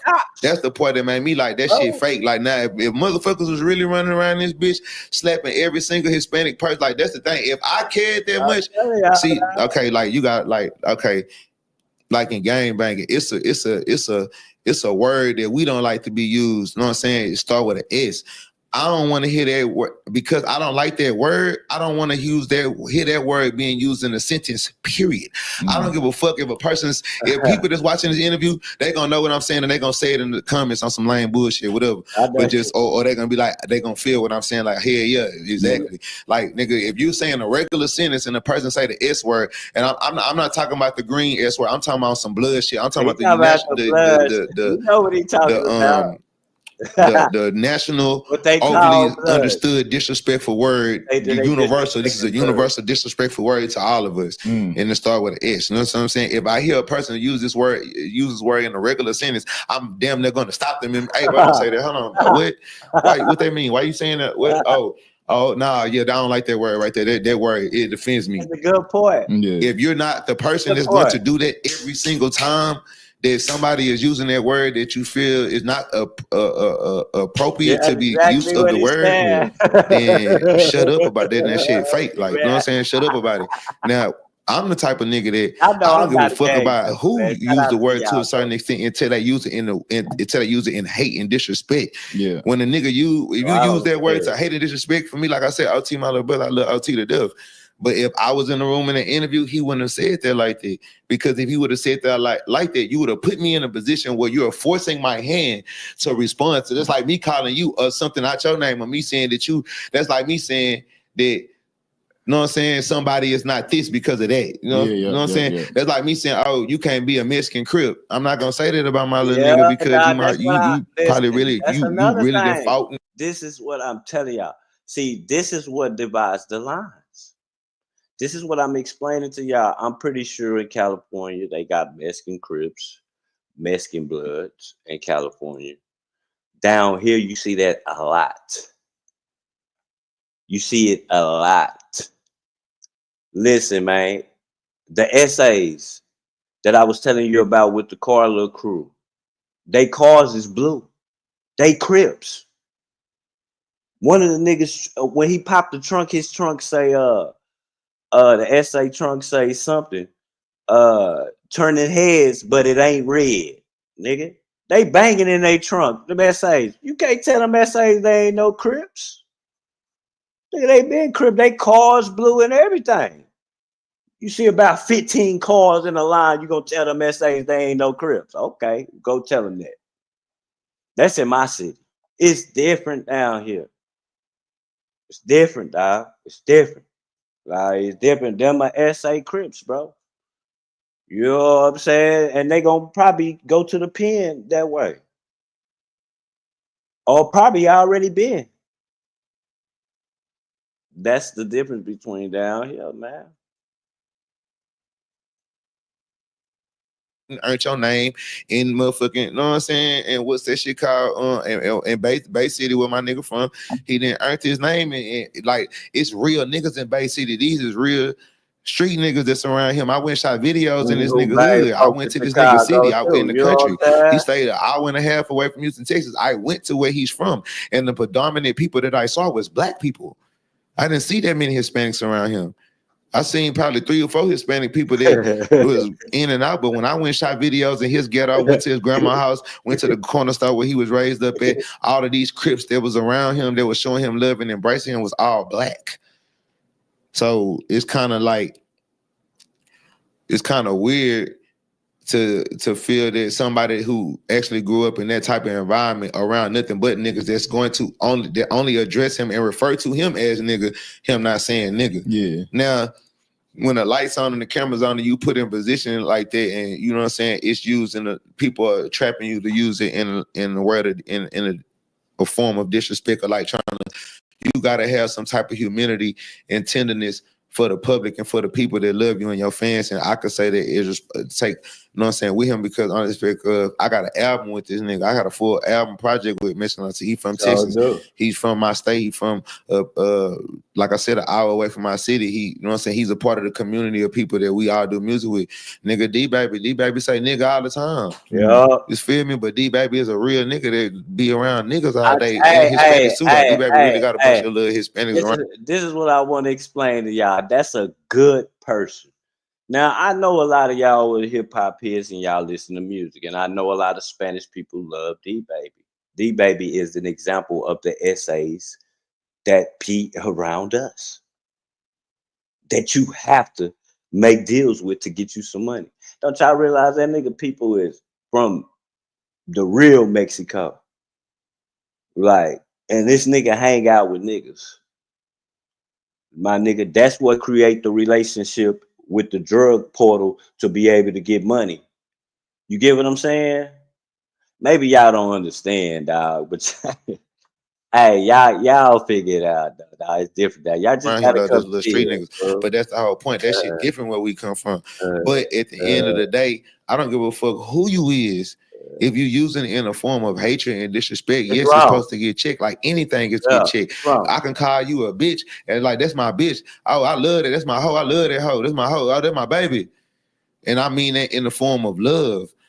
Man, hell nah, you nigga, you ain't gonna touch my brother, nigga. Got my who? I'm gonna fucked up. Nigga, you touch my little brother, I'm gonna kill you about that hoe. Nigga, that's my brother. I'm gonna kill you about that. That's my like we talking that way. But they be like, bitch, you tripping. Hey, bitch, come here, fool. That feel me? Right. But then in the form of disrespect, you are a hoe. You a whore. You a 304. You a pussy ass nigga. You a bitch. You a pussy. I probably don't even talk to you. You know what I'm saying? Hell yeah. It's a different form of. You know what I'm saying? Now you gotta understand it. Like if you obviously understand it, so you get it. Like who's and that's kind of the point I was leaving. At the end of the day, my whole point about it is like with anything in life, when a motherfucker feel fucked up about some shit, squabble about it. That's why I feel. Also, again, that's why he said that I ain't making us down, and that's why he said, "Which it ain't no niggas in the room." Know what I'm saying? Yeah. But niggas know, like. Yeah, I think he kind of felt pressed by it, like and I can't be mad at that nigga for feeling like he got to defend himself. Yeah, he just looked at her like, why she coming at me? Why you even come? And I feel that 100%. Like nigga, you're fishing in this interview, to make it. That's the shitty part about this game, and that's the game. That's like, you know what I'm saying? I could have did this shit right now and be like, no, I don't want to respond to this shit, bro. You know what I'm saying? But then it's also like when you put a motherfucker in the spot and they respond, you gotta, you know what I'm saying? Whatever come out. Whatever. I'm just like I said, I don't give a fuck. I can do whatever. Ain't like I say this shit with a huge ass high horse. Ain't nobody doing shit to me. I mean that's kind of why I said it like I said it. Like usually I'd be like, yo, you been down there with OT. Me? Yeah, hell yeah. You know what's going down. Yeah. But I love bro. I love everybody in Texas. Like, you know what I'm saying? All my little niggas. And I feel like that's what I'm saying. I'm gonna address all of them niggas as niggas. Like. I'm not gonna meet a Hispanic dude in Texas and then or as wherever, and as I'm talking to him, I'm just be like, yeah, if I throw away and bro, I'm gonna say what I say. I'm gonna say splat. I'm gonna call you splat. If I fuck with you like that, like I fuck with you, I respect you. I got love for you. I want somebody. I want you to be around my community. I'm gonna call you splat blood. Know what I'm saying? And then it's another thing, nigga. It's Mexican bloods. It's real Booyah tribe. Like, it's real Mexican bloods from California. Fuck this from Houston and from everywhere else. And that's what I'm saying. You can't, even when it come to gang banging, it's real Mexican bloods. It's real Mexican Crips. It's motherfucking me, like they got the, what's it? Mexican cross the line. GD. He nigga, they got nigga know about it. Nigga, the SDs. He told him how he felt about nigga, it. The nigga, and y'all know in the comments, nigga, they got SDs, nigga, they're Spanish disciples. In Chicago, ain't that what my boy was just under they be with GDs and be with folks and shit. You know what I'm saying? They got their own shit going down. They beef with that. Like man was just talking about that. You know what I'm saying? Like that shit just. It's all over. Where I'm from, where I'm from, that's how I feel. That's why, again, like we just from a place where, nigga, if you don't like it, nigga, let's squabble over that shit then. Fuck it. Whatever we finna do, let's do it. Like, and that's why our attitude is like this. Listen, that's why I keep telling, like, in Cali, you know how they catch space. Man, God, we do the same thing, bro. Every week it's a squabble, bro. I can show y'all, if YouTube would allow us to show fight video, man, I can show you how they rocking in my city or when I leave the club every Saturday. Like, bro, it is fades everywhere. You can't duck no fade. Like, I think every city do that, dog. Y'all gotta stop thinking that people don't fight. They fight everywhere. I thought I would think. Because I know so many other niggas. That's like a nigga trying to squabble me for fucking a Spanish bitch. Like, nigga, you can't have our Spanish girl at the school. Nigga, what? Yeah. I'm finna fuck this hoe. Nigga, you man, I'm fucking this Spanish bitch to come do something about this thing. What you gonna do? Stop me from fucking this bitch? That's like, it's we don't but do I that feel like, it's racial slur. Ooh, I feel that, but that's not that particular word. If we're going to, like, my nigga, like the R word. You see how people make that R word? Yeah, right. You feel what I'm saying? They're going to say, yeah, R. Don't nobody want to use the R word in nothing because it's a horrible word, right? Yeah. So if it's horrible, nigga, then put it in the book of horrible shit and don't say it at all. Yeah. If you go, that's just how I feel. Like, no, like how they made the rainbow word. Like, nigga, if you people scared to say the rainbow word now because you're scared of being. Man, it's a terrible. It's wild because I love the goddamn word. I'm gonna say you gonna make it say. Yeah. You know what I'm saying? It's so much fun. So much fun jokes, fun comedy. Don't push your sheet all the way back, but unplug the phone. Yeah, but it was so much fun jokes, comedy, and stuff back in the day about the that they would use the word, bro. That's this and that shit had nothing to do with gay people. I ain't even gonna say it, but you heard me say it. You know what I'm saying? So that's how I feel. Like, if that takes black people as a leading force of that, like, we have to be the thriving leading force of that. And I'm not saying that these little complaints, they be like, well, where are they supposed to start now? Because the complaints that's the start. That's not the fucking start, bro. If come on, Splat. If we're gonna be for real, niggas need to start undoing music, Exactly. You know how much shit we finna be undoing. That's what I say. We take the word nigga out of, you spell me, or which we finna do. Is niggas finna only hang with niggas? Niggas barely support niggas. Now they go back to the other shit I get to be talking about when we talk about the real systematic racism. All right, so let's go into it. So this clip after Mexican OT shit, we see Sauce. So we didn't even know you didn't see the clip, but we see that. I knew nothing about. So I really what just inspired you to speak on it? Was it something from Vlad or Adam? Is that how it happened? Or nah, was it was a say cheese. Man, I really just dumb, high, rich, just really. I'm not high with y'all was how we, but I ain't been sipping drink. I've been out here in the gym, just know what I'm saying. Yeah, I seen you like I said, I'm Afro Latino, you know what I'm saying? So that's one reason why I be feeling some type of way about this type of subject. I'm from Houston, Texas. I grew up with niggas my whole life. I grew up like fighting more niggas. Like, I grew up in the type of environments where it's like, you cannot, whatever race, if you are around us, you have to be violent to hang around. Like, to even just go to the regular party, like, to go get your Jordans from Sharpstown Mall, you have to be a violent person to be here on the weekend to pick up your Jordans because it's 60 different groups of niggas surrounding this mall, hiding in cars, waiting in hallways for you to walk out of the Champs or the Foot Locker with your Jordans to beat you up and take your Jordans. I grew up in the era where niggas was dying over Jordans on a regular, and this was constant news. Where you died over riding on swangers, then you got the wheels that poke out and shit. It wasn't Texas Wildwood and all that shit. Wasn't an available company. They wasn't just like this was an old rim that was only it was exclusive amount of them like a Bitcoin. It wasn't like a Forgiato that's constantly getting remade and new shit. So at the end of the day, it was only a certain amount of us available. So if you a Mexican or a nigga riding on swingers, you got a certain level of respect or you got a certain target on your back. And that comes with fighting, shooting, stealing, robbing, killing. You know what I'm saying? Drink, the serve, all of this shit that bring niggas together, niggas and essays together in Texas. It's shit just like we sip drink. Drink is a community drug, just like alcohol in a group in a club. For some stupid ass alcohol to get people drunk and smashing the walls and shit. You know what I'm saying? You probably get 5 people to give it 5 people together for some cocaine, they gonna hide in the bathroom and do it. Don't want nobody to know it. You got 30,000 people in the club just rejoicing with this liquor, this liquid cut together. It's the same thing with syrup. If we doing this in our state and our shit, we might be bull riding. Nigga, you go to a trail ride, it's gonna be Mexicans and niggas at the trail ride. It's gonna be everybody gonna be at the trail ride. You go to a motherfucking Mexican bull ride shit or chicken fight in Texas, you know what I'm saying? So when you grow up with in that blend like that, it's different. You know what I'm saying? Like I said, I would never say it's not a difference between the two, but it's like black and brown is when I told you about the punchos, you niggas don't know nothing about them puncho essays. Them the ones with the boots. The ones that said chicken fights, bet 30,000, 40,000. Man, them the essays with the bricks. Nigga, see, y'all don't even listen. Y'all gotta listen to the talk. One thing Sauce Walka said when he got shot, and I think he said it to this. I think this dude interviewed him, if I wasn't mistaken, when he got shot. He said, "Man, I got essays on go, asking me what you need us to do. Go listen to the interview. He had a bullet in him. It's different down here, man. Once you done made deals with them essays, man, that they love you like your brother. As long as you don't owe them nothing, man, I'm telling you. But I ain't, like I said, I responded to the shit that I responded to was of Say Cheese post. It was a girl.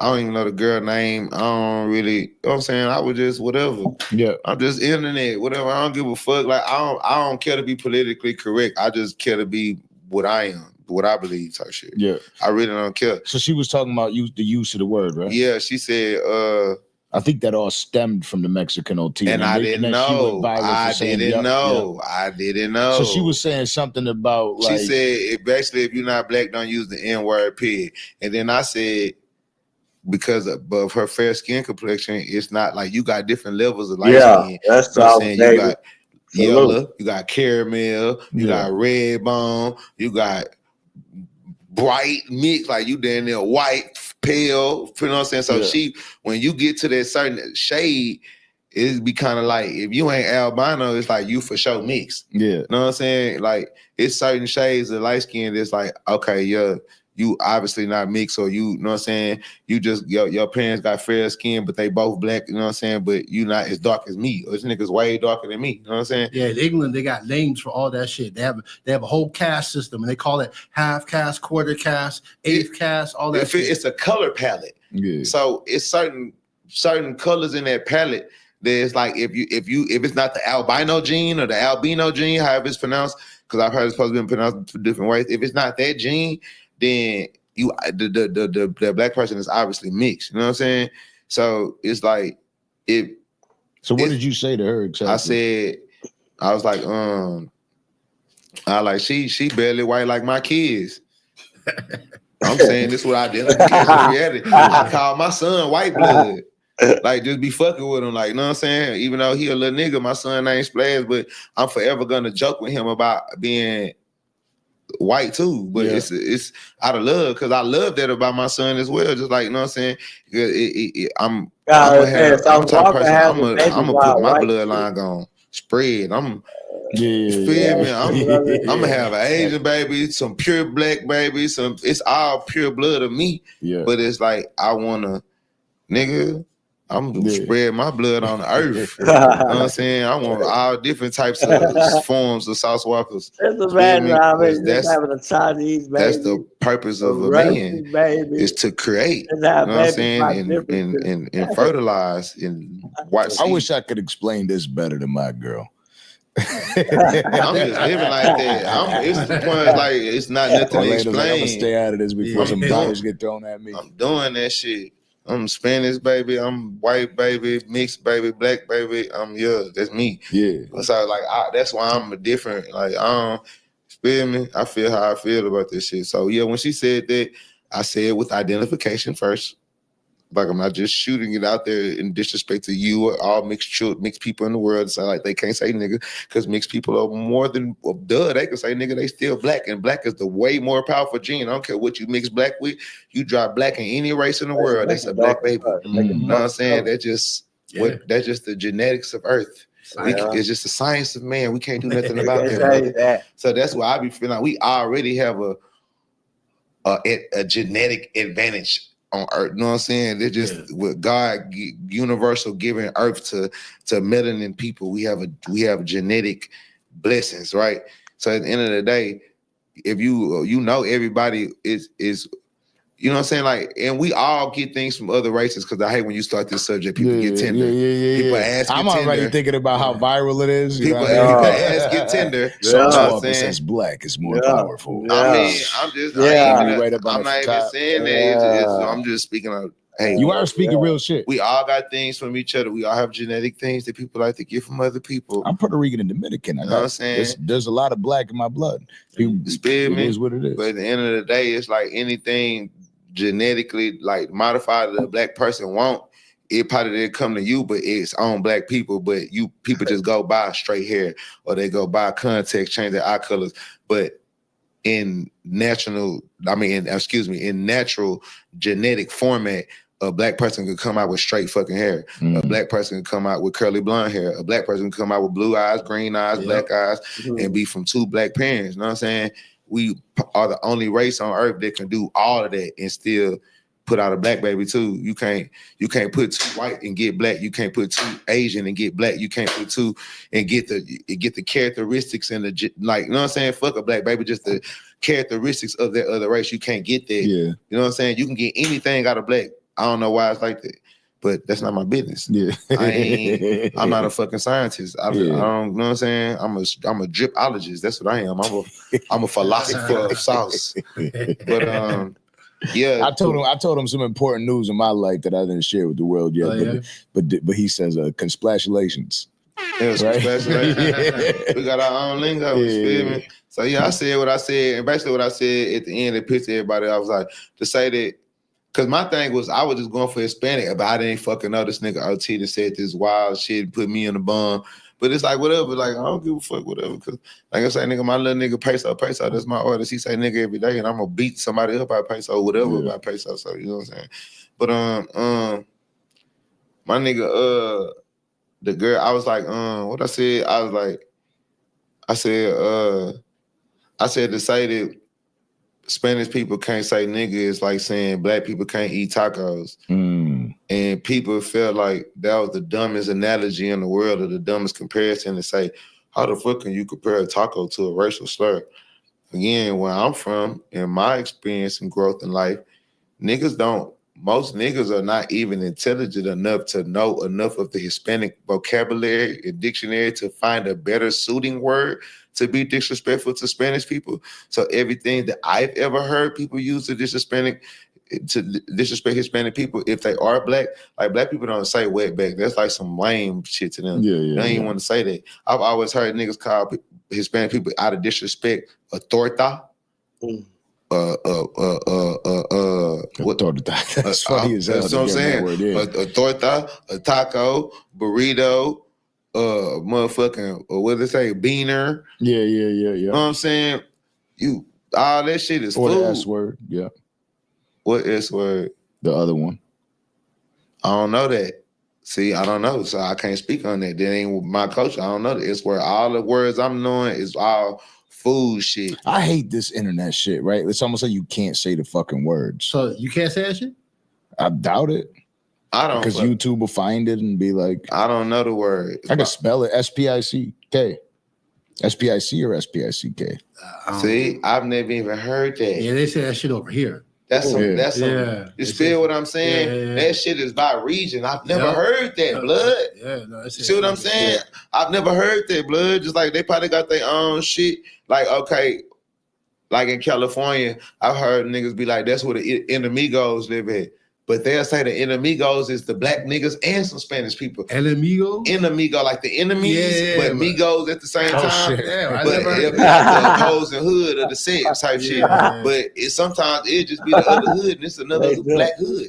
And they still calling them the enemigos. Yeah. So you feel me? It's like, you know what I'm saying? Yeah. That shit is like, bro, blood. Like, that's why I say in jail, it's way more respected and it means so much more because in jail, niggas is willing to live and die by however they feel about whatever the narrative is. Right. In reality, y'all people do that.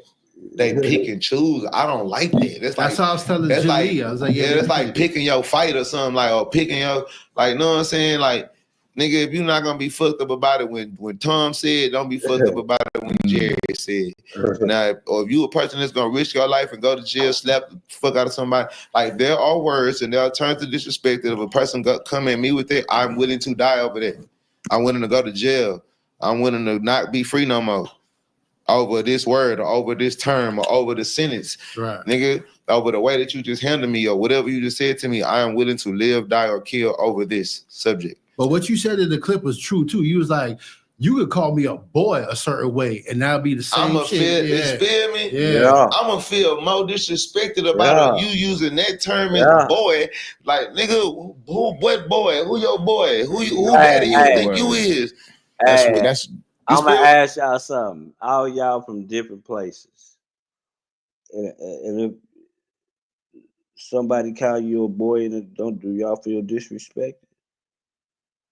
That's how it is in Texas, man. Like the strangest shit is different about like down here, like calling you a boy. You better move out the way, boy. Shit, what I'm saying? That shit damn near hit harder than a bitch. Cause I know I'm not a bitch. I know I'm not a hoe. You trying to call me a little boy when I'm a man? Yeah, I'm a man. And I got all type of racial shit with it. And but yes, you know the whole racial slave story. Come on now. That I'm from Texas. You know what I'm saying? That's why I use that. That's why I identify with that first. You know what I'm saying? If you in the penitentiary with them slave guards down there, them old white guards been down there 45 years, 30 years. I haven't been to prison. That's why I say you gotta come to Texas and go to prison. Then you will see why that boy word is not respected out here. Like them prison guards are racist as hell. And that's what they gonna call you, boy. You know. Only the black ones. I'm talking about the white guards talk to the black ones like that. The white inmates, they treat them with respect. The Woods, like they don't do that to them. I'm telling y'all better pay attention. Been at this same motherfucker penitentiary unit. He was 19 years old when he first got the job. This nigga since Malcolm X and Muhammad Ali was boxing. This nigga was up here telling niggas to go in the yard and cut hay and motherfucking pull weeds out the motherfucking grass and plant vegetables and don't kill the snakes that's in the grass. Let it bite you. You kill that snake, that's a free world case. That's the major case. I told y'all that. I told y'all that everybody make mistakes. Y'all gotta understand, man. Some people make mistakes to learn to do the right thing. Shit, this man that we looking at right here did 10 years in jail. Right now, this man is like 30 million back. This funny looking guy with these little twigs in his hair and these funny ass gold teeth is $30 million back. Legal money. Sometimes you gotta bump your head to get to where you need to be, man. Stop thinking that people go to jail. Those are learning lessons, man, for some people. Like, yeah, those are learning lessons, man. That shit is a learning lesson. Everybody is not jailbait and want to keep always going to jail over again. Some niggas figure it out. I'm one of them. Y'all gotta stop thinking like it's just what we saying, dog. Like, boy is a wrong word, man. If you call any man a boy, it doesn't matter a race. Boy, you better get your ass out the way. That's like something you say to your kids. You wouldn't feel disrespected by that? Like, guards get beat up in prison too, also. You know how many niggas is G5 all my real niggas know what a G5 is because they done got with one of them guards for calling them boy and all that shit. Hey.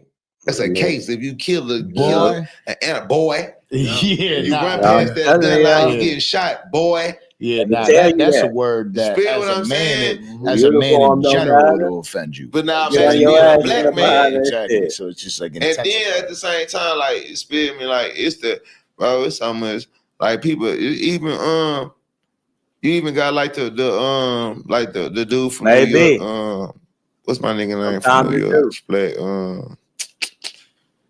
Alright. he just made that song. I'm the real Playboy Max. Who? He got the song Fivey. Oh, okay, Fivey got the song with the little white boy rapper, and they was playing with the word nigga in the video. Hey, yeah, sometimes it do, Mr. Sean. Sometimes it take you. Hey, I lost a lot. Hey, gained a lot of knowledge. Happy that I see the way. Got good credit, good car, nice cars, 3-bedroom house. I don't got no kids. You know, I'm in just one of the rooms right now. You know, nice things I learned. It took some bump in my head to figure it out. Yeah, I'm blessed that I learned. How about Sean, instead of talking down on the person, how about we celebrate the men that seem the way? And it ain't about you getting rich. It's just about you living positive and doing positive things for your family and not tearing down your community. Fuck what you did 20 years ago. We talking about shit I did 20 years ago. Look at me now. Hey, forget, son, if you gonna judge me. I'm proud of me. My mama proud of me, nigga. You know? The white boy was like, some you, and hey. then the 5-year-old grabbed his mouth and said niggas for him, and then let him rap. You feel me? If a nigga playing with the white boy like that in the studio in front of the whole world, you don't think they playing in the background with nobody looking? That's like in motherfucking jail when like niggas playing, y'all playing the Mexican game because Mexicans play. Hey, what my father think is my father is in heaven watching over me. My father is part of the reason why I didn't slip through the cracks and part of the reason why I didn't figure some of the shit out. It's gotta be. Got me out of the jams that I've been in. Like, you know? Hey, so that though, my father was here when he was here. My father was like, my father was a father. You get what I'm saying? So that don't fall with me. Selling drugs came from being poor. Being poor. I didn't sell drugs because it was fun.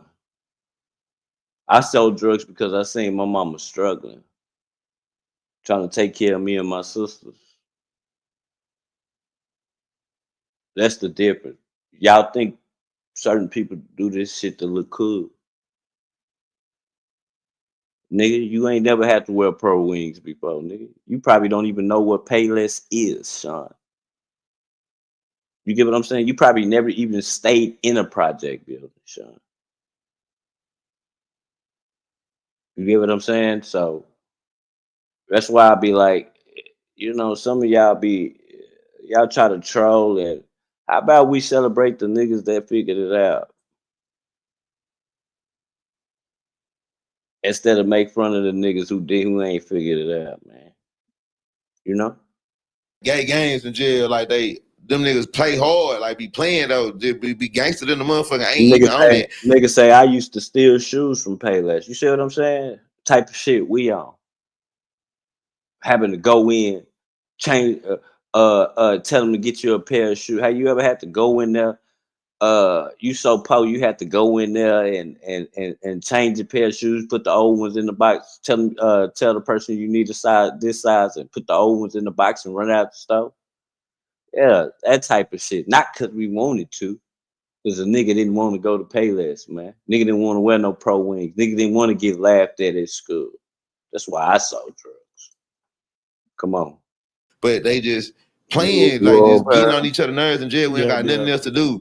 Pull a nigga pants down in front of everybody and pour water on, just dumb shit, slap this, whatever. Yeah. Spare me.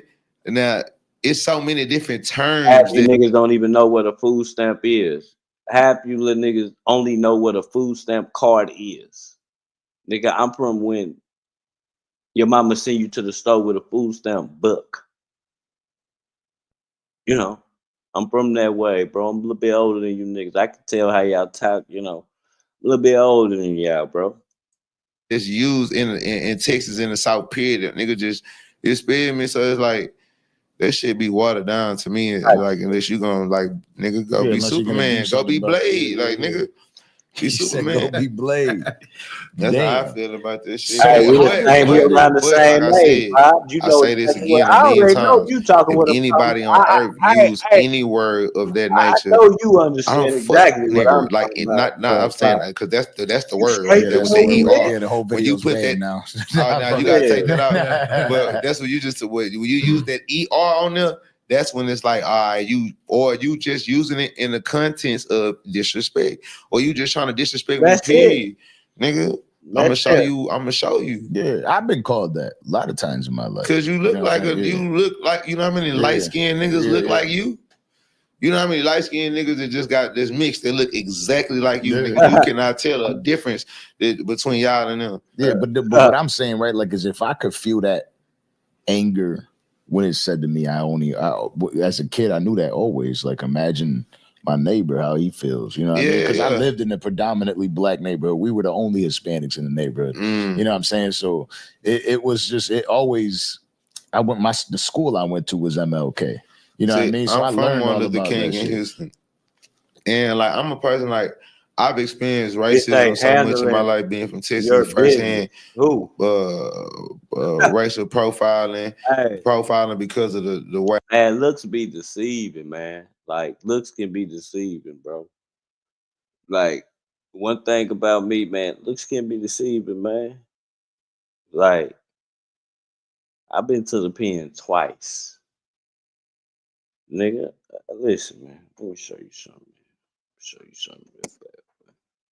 This is in memories of what not to do, dog. We talking about some 20 years ago shit. Nigga. A lot of niggas throw this shit away, man. I'm gonna show you, man. I know the difference between right and wrong, man. I'm gonna show you something, bro. I ain't ashamed of nothing. We're gonna remove this real fast. I'm gonna show you something, man. This is in remembrance. People ask me why you keep this from 20 years ago. This is in remembrance of what not to do, man. You got one of these, man. You got one of these, man. This is from 20 years ago, my brother. Just looking at this is in remembrance of what you came from and what you're better than. You get what I'm saying, Sean? 20 years ago. When I was selling drugs, yeah, we had apartments and shit. I ain't had no house though.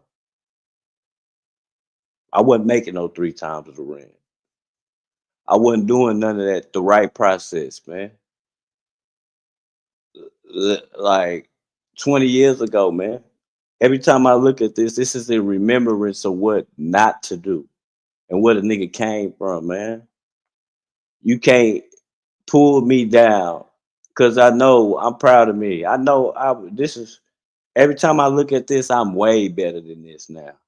My mind is way stronger than this now. And we ain't even talking about no drug abuser. We talking about a hustle abuser addicted to selling drugs. Like, addicted to the hustle, should we say. No type of drug problems. Just selling drugs. Got addicted to fast money.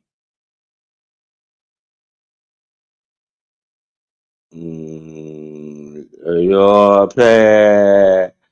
Shud, like addicted to fast money. This 20 years ago. You know what people do with this, Sean?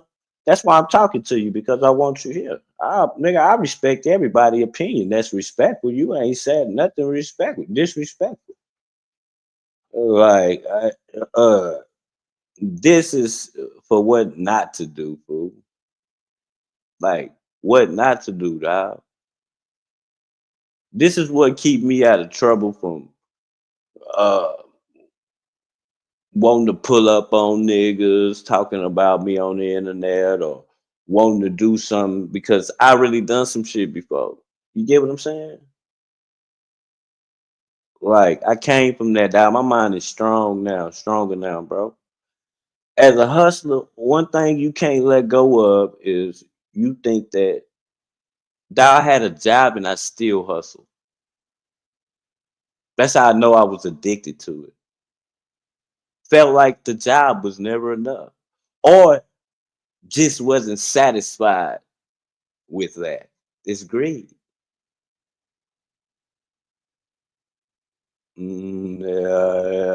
It's greed, man.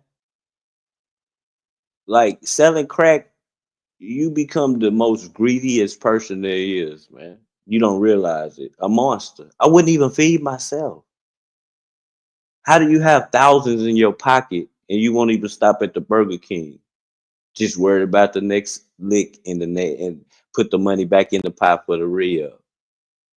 That's greed, man. You greedy towards yourself. But a nigga going to the mall and tear that bitch down, buying new shoes and shit. Man, my mind is right now, man. And I know God blessing me, man. I know people looking over me for doing the right thing. My heart is in the right place, bro. I don't like once a nigga let that hustle go, better jobs start coming to me. You get what I'm saying? I didn't have to work for Tools and Fuse because I didn't have no work history.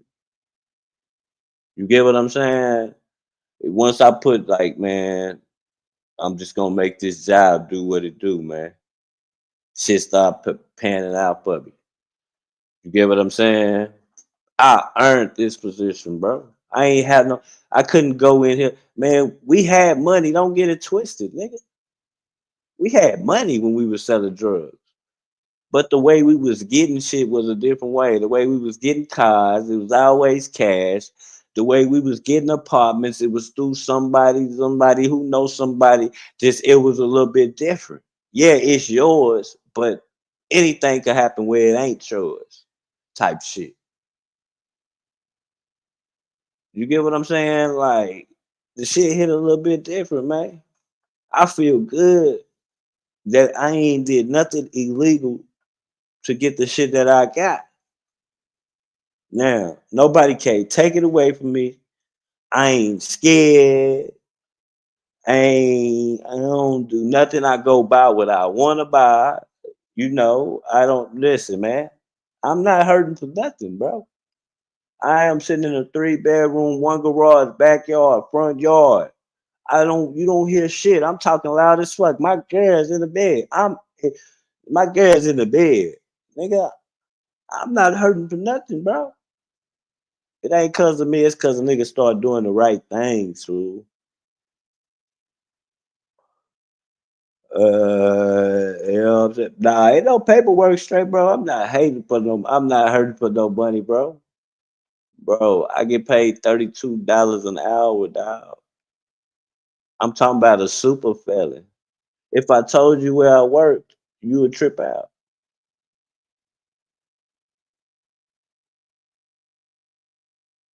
If I told you where I work, you would trip out, bro. Can't do all that. I'm blessed, bro. Like I'm very blessed, bro. Like just know that, fool. I fix on machines. I fix on $1 million machines, sir. Let that sink in. I fix on $1 million machines. I do shit that engineers do. I'm a 2-time felon, fool. Right. Nigga, I earned my position for this, bro. Ain't nothing You can't get this. Get paid up the tools and pews. I'm talking about nice shit, dog. How I seen this, dog. This is not no bullshit that we in right now. This ain't no bullshit. Like, I got it right. It took me 20 years to get it right, bro, Sean. 20 years. It took me 20 years to get it right. It took me 10 years before the people would really give a nigga a good job. Because, you know, after your 10 years, once you get over that shit, when they check your background shit, it don't even come up at most jobs. So it took me an extra 10 years on top of that to probably get it right after that. You get what I'm saying? Good morning, Julio. You see what I'm saying? Some people don't learn just like that, bro. You get what I'm saying? Go back to the content, man. I'm running my mouth, man. You know what I'm saying? Where I dress, tats, sagging, bandanas, my criminal history, police brutality, all of that shit. But guess what? That shit is a fucking. I grew up at 40. You see what I'm saying? Me too, fragment, basically, blemish, basically, bro, of a percentage compared to what I experienced. It's what I'm saying. Amongst basically, my own race, bro. The fights, the shootings, the shootouts, Come on, man. the robberies, the nigga killing it the now. Deaths, that's all the that matters. Stealing, the betrayal, the lies, the deceit. Yeah, nigga, like I love my people, I love myself, I love my kind, but I also understand how much niggas love to hate the next nigga. Yeah, but when you got to be enlightened. To know that like shit. to understand it, to just speak on it. Yeah, you know what I'm saying? Yeah, like it's like it's only a few people that can really shed light to it and then try to preach to let everybody else know. Like, because everybody this ain't the way right now. in. We can't be talking shit and we're still killing each other. Like, to this extent, we can't be talking shit and we're still hating on each other to this extent. We could do better. And that's what I'm saying.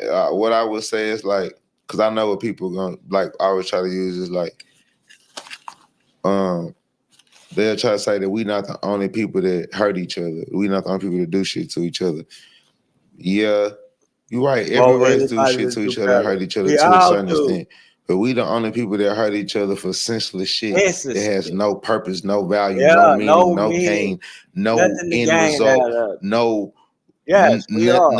growth of change. This is not about no political war standpoints, nothing. You will never see an Asian man go knock off kill another Asian man because I don't like the way that he's dressed in my neighborhood. Yeah. Because I don't want him him to have more than what I have next to me. Because he dissed me in GTA. He said that's what I told you. Like, we in a world where street niggas, we talking about in the streets. I done seen other ballers with cash. We talk about loan cash. Talking down or hating on other ballers with cash, talking down. Y'all both got money. How is y'all hating and y'all got all this cash? Both of you. Man, I'm focused on the play. I don't know how is a rich niggas hating on other rich niggas? Come on. That's because he called me out, because he bumped it to me in the store. Fuck all that other shit. Nigga, you don't see on an everyday occasion as much. You see, like how we see these. Like, I understand it's our culture, but that's the stupid shit. Our culture, like motherfuckers will go slay us and we slay each other. It's so I'm saying, like, I've never seen a video on internet where a white man seen another white man in the store when he pull a gun out of his holster and rob him or take his gun or shoot him because the white man trying to take his gun back. That shit that niggas do to niggas or niggas do to other people. Know what I'm saying? So it's just like we do so much senseless, pointless shit to each other. Like, I said be pointless. and brag about it. Like anything I've ever been through in life, I've never done nothing that wasn't for a righteous reason. Yeah. Like it's always got to be out of righteousness because I believe in the karma of the universe. I believe in, me too. You know what I'm saying? It's That's something in the universe to answer for some of the decisions that we make in this world. This is why when you see me on YouTube, I would never do nothing. I don't diss the dead. I don't play with your kids. I'm gonna roast you as a person. I don't want to play with your kids, and I don't want to diss your dead loved ones, bro. You're talking to a person who daddy. I'm talking about my father. I have a real fucking daddy, a father. My father died on my birthday. So for a long time, I used to feel cursed. So why would I play with the dead? I don't play. It don't get nothing out of me. I don't get a thrill by saying, "F your dead homeboy." I don't play with that. I don't get nothing out of that, bro. I'm a little different. Karma is real. Honorable, righteous decision making. It's not for my own personal emotions and feelings.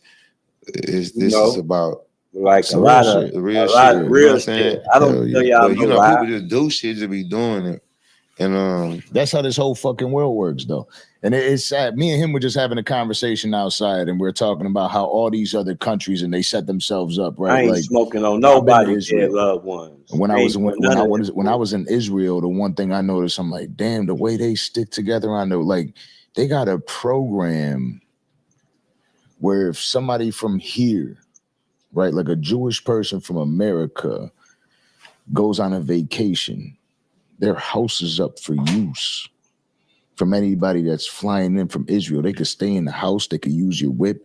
They could eat your food. What? They could sleep in your bed. Like, all of it's fucking normal. And I'm like, damn, the way they support each other is why they be on that type of time. Wow. You know what I mean? Because they got that bond with each other. If only Blacks and Hispanic, if we cared about each other that much to hold each other down, we'd be in a better spot right now for sure. Be in a better spot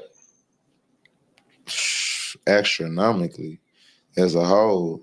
But again, like I said, it's just so stupid to me. Idiot. It's just like the level of how we have all the coincidental same interests to the capacity that we have, like the styles of cars, the styles of music, the styles I don't of women. do shit like that either. You know what I'm saying? Like voluptuous women, this and that, body types. Shit like that, you know what I'm saying?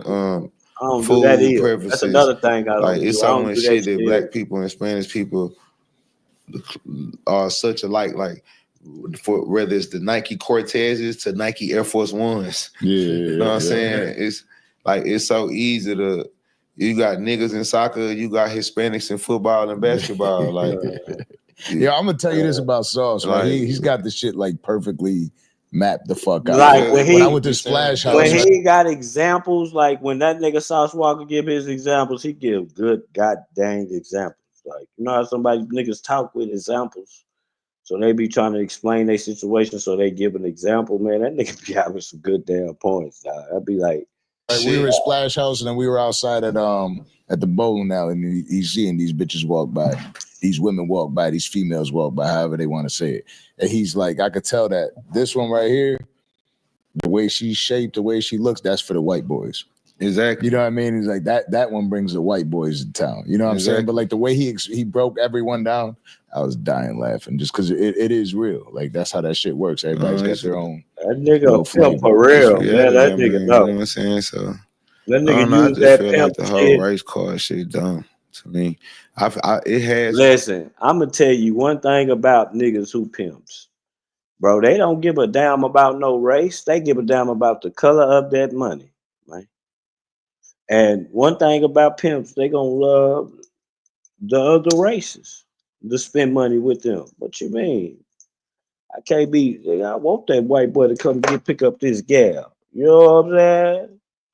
It has its importance, and you cannot. Like history is just so fucked.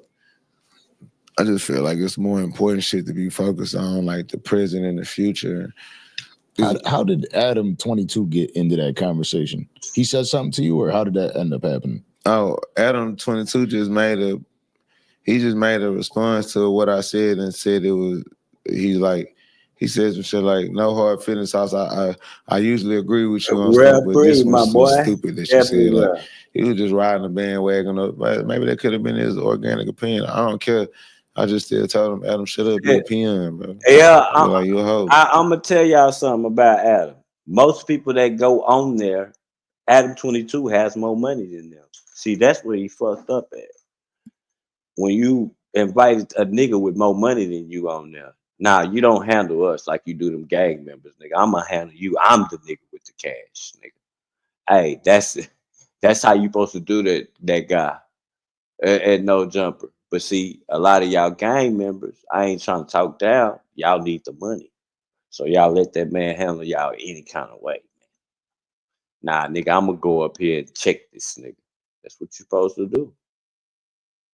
I got money. I don't need him. I don't need no Jumper.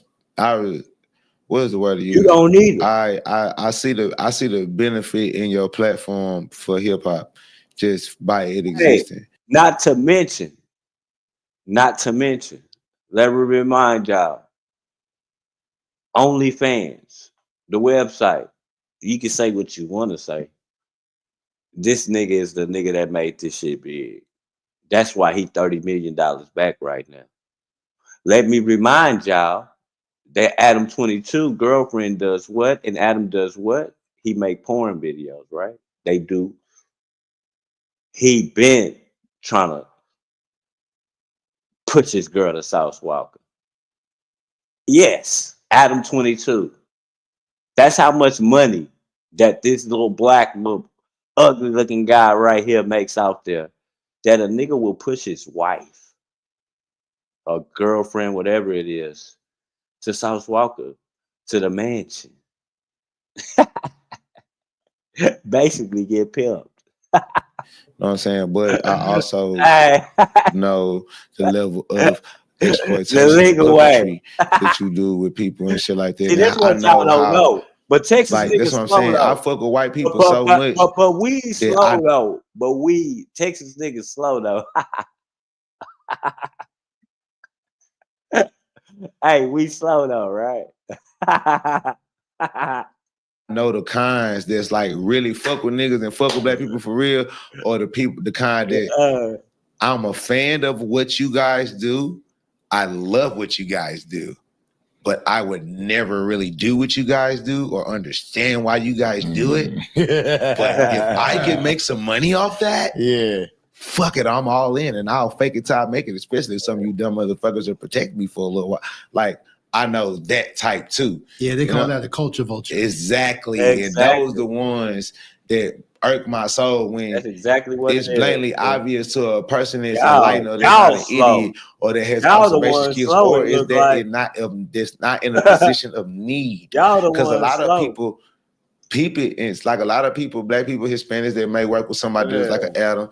They'll peep it and they'll sense it, but they think like, nigga, I'm a street nigga, I'm an essay, I'm whatever. Like, I'd have been through the worst in life. I'm finna finesse him. I'm finna use him and use his platform to get to where I need to go. Like, you can't play on me because I know what I'm getting myself into. And I 100% understand it. And I don't knock none of them for doing that either. I don't knock Adam for getting his money. But just don't ever think that you will ever belittle a God type mentality of a human being like myself. Never. Like, nigga, drink.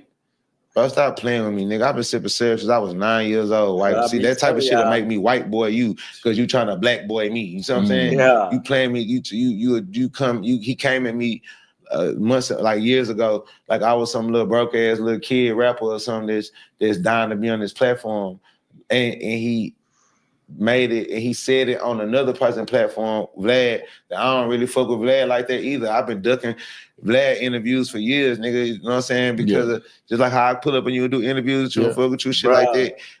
The niggas ducking them interviews, bro. I don't need the money. Y'all niggas race it to them niggas because y'all need the money. And y'all act like Adam 22 is giving y'all a 20 ball or something. At least Vlad paid.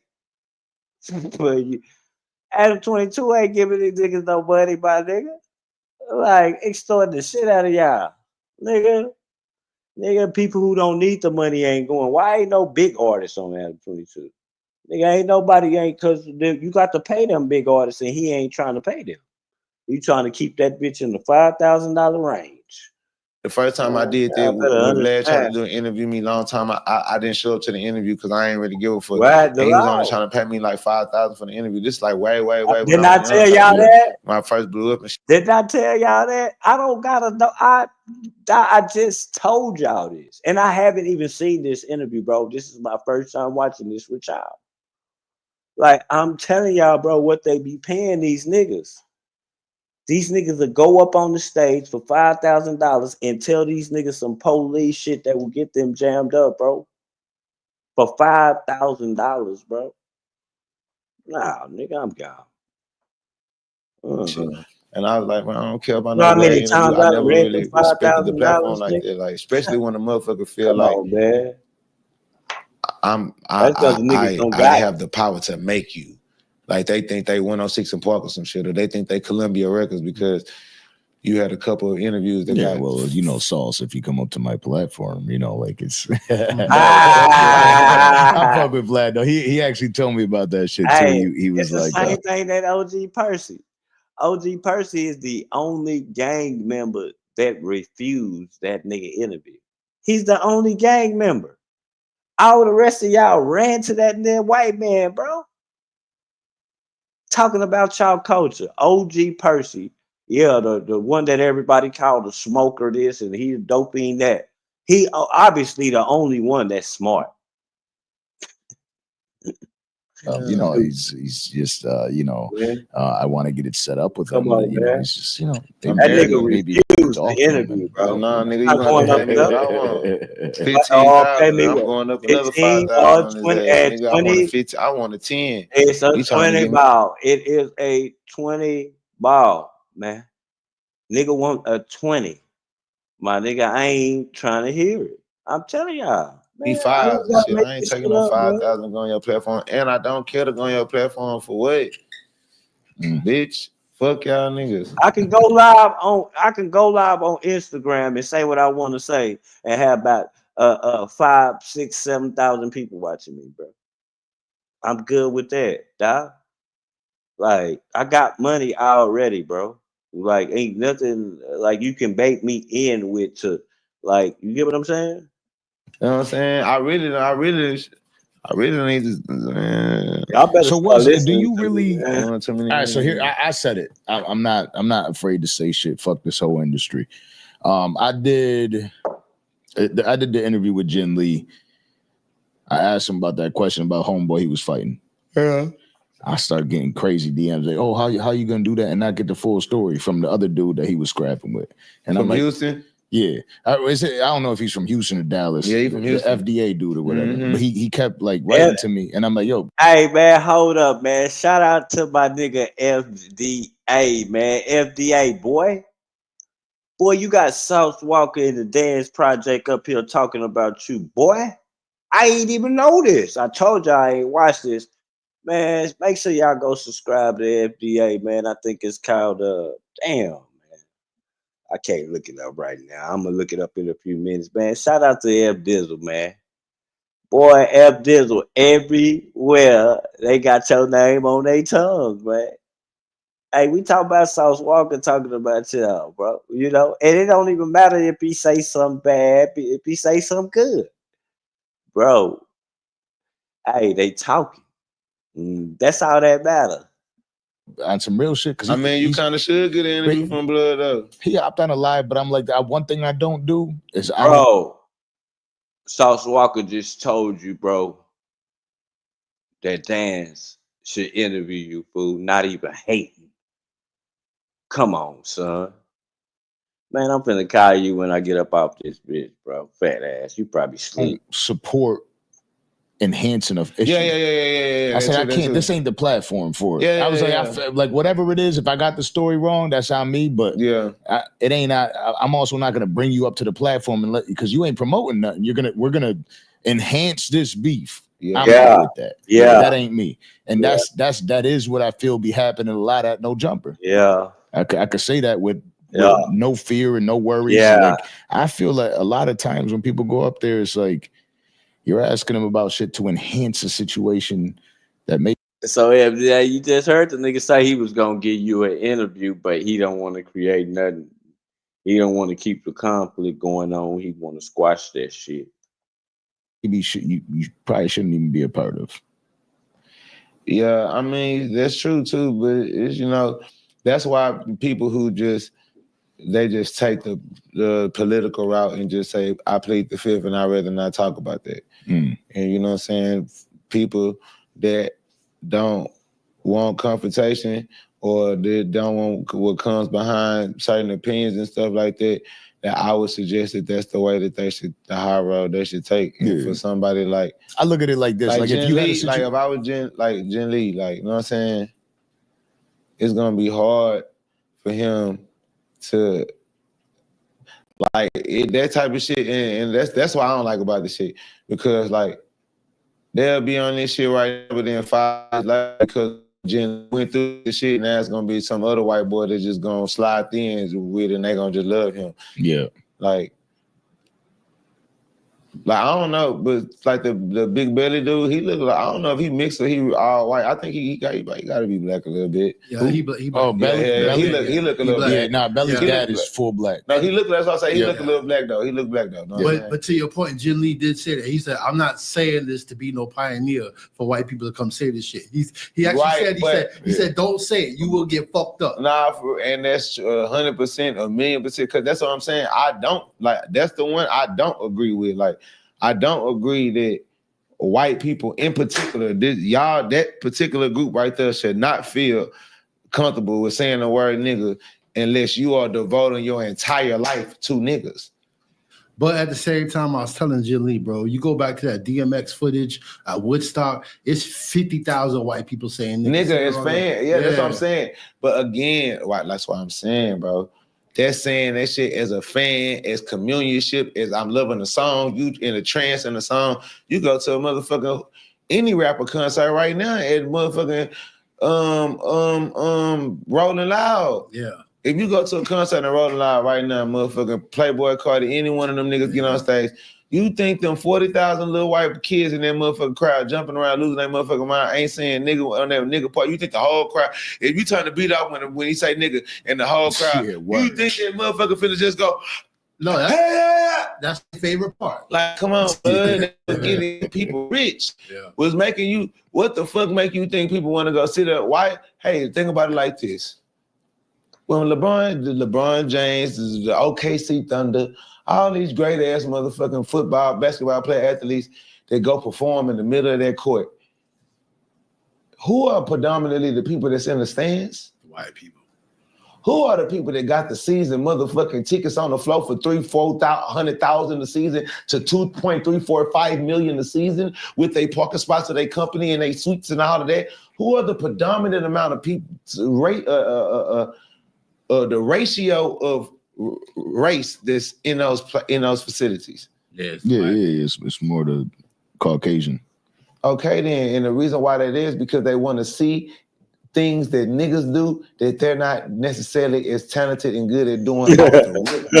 Even to this day, with all the great white basketball players and Caucasian basketball players from Europe all around the world, still none of them have the moves and the athleticism that. You see what I'm saying? Luka ain't jumping out. Luka would never jump out the gym like Ja Morant and Jalen Green and Kevin and LeBron James. You know what I'm saying? But then you got the little white boy that's winning the dunk contest. I mean, it's Steven that way. Whatever, bro. I've been watching him since he was in high school. I'm a fan of Blood. But guess what? When you got the hops, you don't have the other shit. Mm-hmm. You see what I'm saying? It's hard to be that genetically that whole boy against them boys. You see what I'm saying? You can do that shit at the cool little gym right here in 24-hour fitness, but on that elite level, hey man, sit in the stands and watch these people work. Or have that good Euro step, have that good fadeaway, that good jumper, that good crossover, that good defense, man. But when you talk about shocking the whole crowd and making it breaking the rim, and oh my posterized pandemonium! Oh my God! Yeah, man, it's a nigga in the sky. You know what I'm saying? When that's just cooks, that's just real, bro. You know what I'm saying? Now it make a lot of sense, man. Every so often, you know, we have accept. You feel me?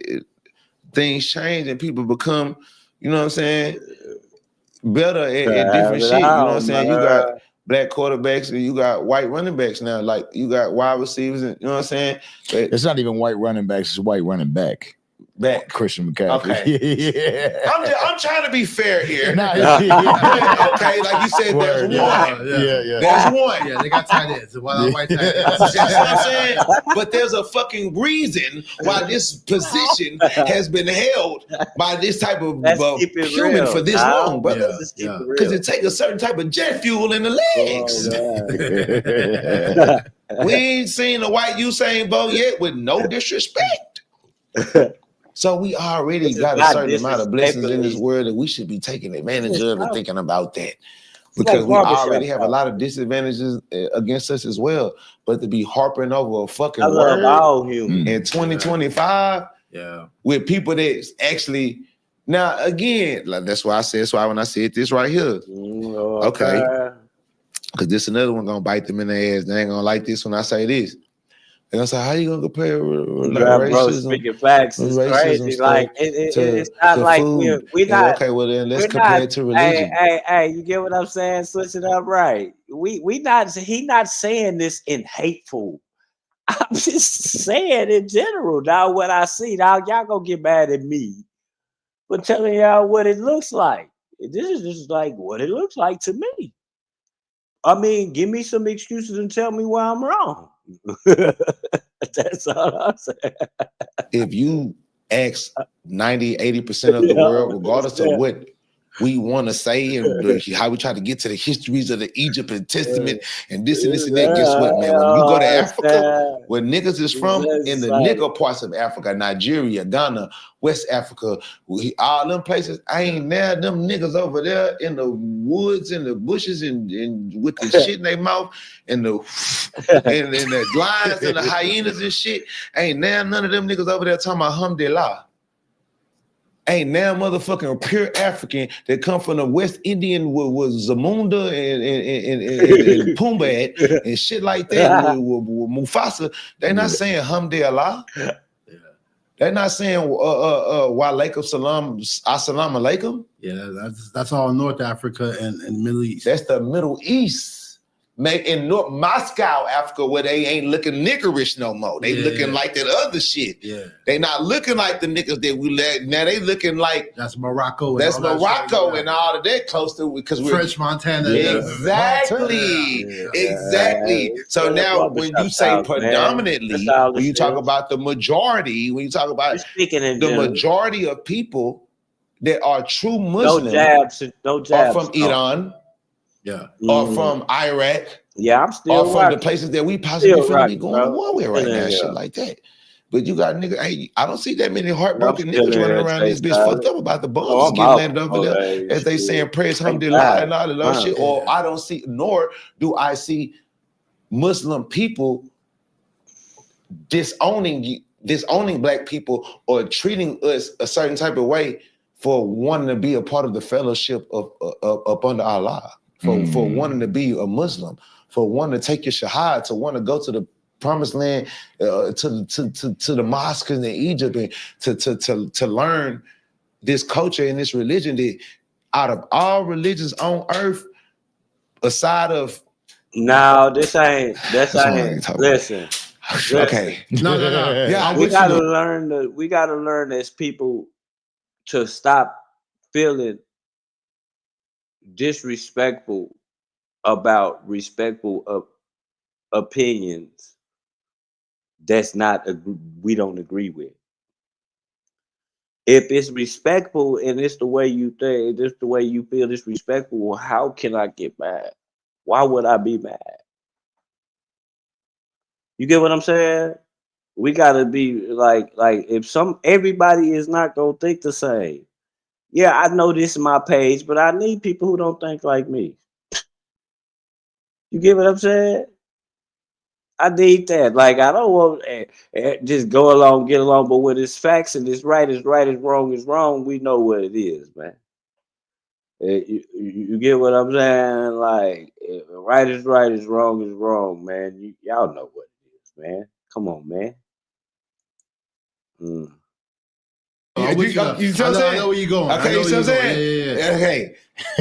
Aside of that, hey man, hey, these people right here serious. This one of the most serious. That's what he said. Hey, Joseph. Humans that are willing to go all the way. Joseph, that's what he said. That's what Sauce Walka is saying, Joseph. If he don't want nobody to use the word, we should all stop using the word. That's what he said. Way to the extreme about their heritage, their culture, their people, what they believe in, all of that shit. And I'm an American nigga, and I love America. But real is real. The nation, the true nation of Islam, and there's black people in it.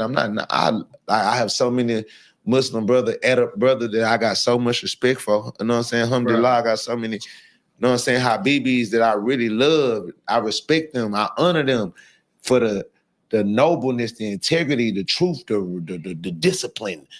They got so many just mentally characteristics that a man is supposed to have. Yeah. You know what I'm saying? Having 5 wives, but taking care of all the responsibilities because y'all allowed me to be the greatest version of myself. And in some way, shape, or form, I am using each concubine, each wife in some format to increase my business savvy and my wealth and to give me extra time to be greater. Along with always putting the fellowhood and the relationships of themselves and them brothers first, Allah first, the God first. I never see these people treat niggas or deal with niggas a certain way for starting to practice Islam. And just like with everything, you got real versions and fake versions. Right. You got niggas that's fake Muslims, blood. Yeah. You got niggas that's fit in Muslims. I'm not no Muslim. I respect it. When people say it, when people hear me say it and see me around them and I'm, you know what I'm saying, in conversation with them, it's all out of love and respect because I really fuck with people that's from, you know what I'm saying? I feel you. I was telling people before, like, I mean, if you look at all the religions, because I know where you go, Muhammad is pretty much the most successful at this shit. Like, he created the empire. He converted everybody he knew. He converted his brothers, his mother, his this, his that. I mean, when he died, he was on top. They had 2 Bibles. I mean, not 2 Bibles, two holy books, the Quran. And then the other book, which is just following his life. Mm-hmm. Do everything he did the way Muhammad did. So it's next level. So, yeah, my whole thing is like, I'm not just informed as much as about everything in the world. I don't know it all. I just have my opinion of things and shit. That's and it. At the end of the day, don't nobody got to give a fuck about what I'm You saying. don't. You got your own opinion or whatever it is. Right. I hate hypocrisy. Like, I hate when niggas hypocrites about shit. That's just what I'm like, shit. My answer to everybody is shit. We feel like how we feel, then why everybody that's black just go to Rolling Loud concert. Why you're not running around the mosh pit slapping everybody every time the nigga part come on, stand next to him and say, I mean, I feel like the difference is that, like, as black people, like in America, we the only group of Americans that we put all of our culture out there.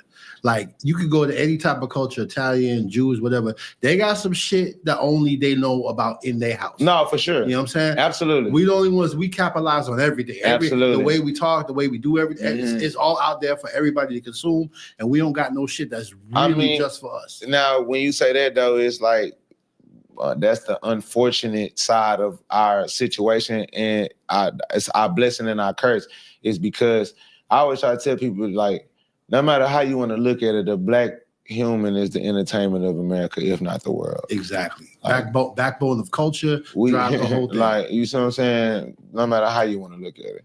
So when you look at what Adam 22 speaks on, and you see how he just mentions that, I know Sauce Walka.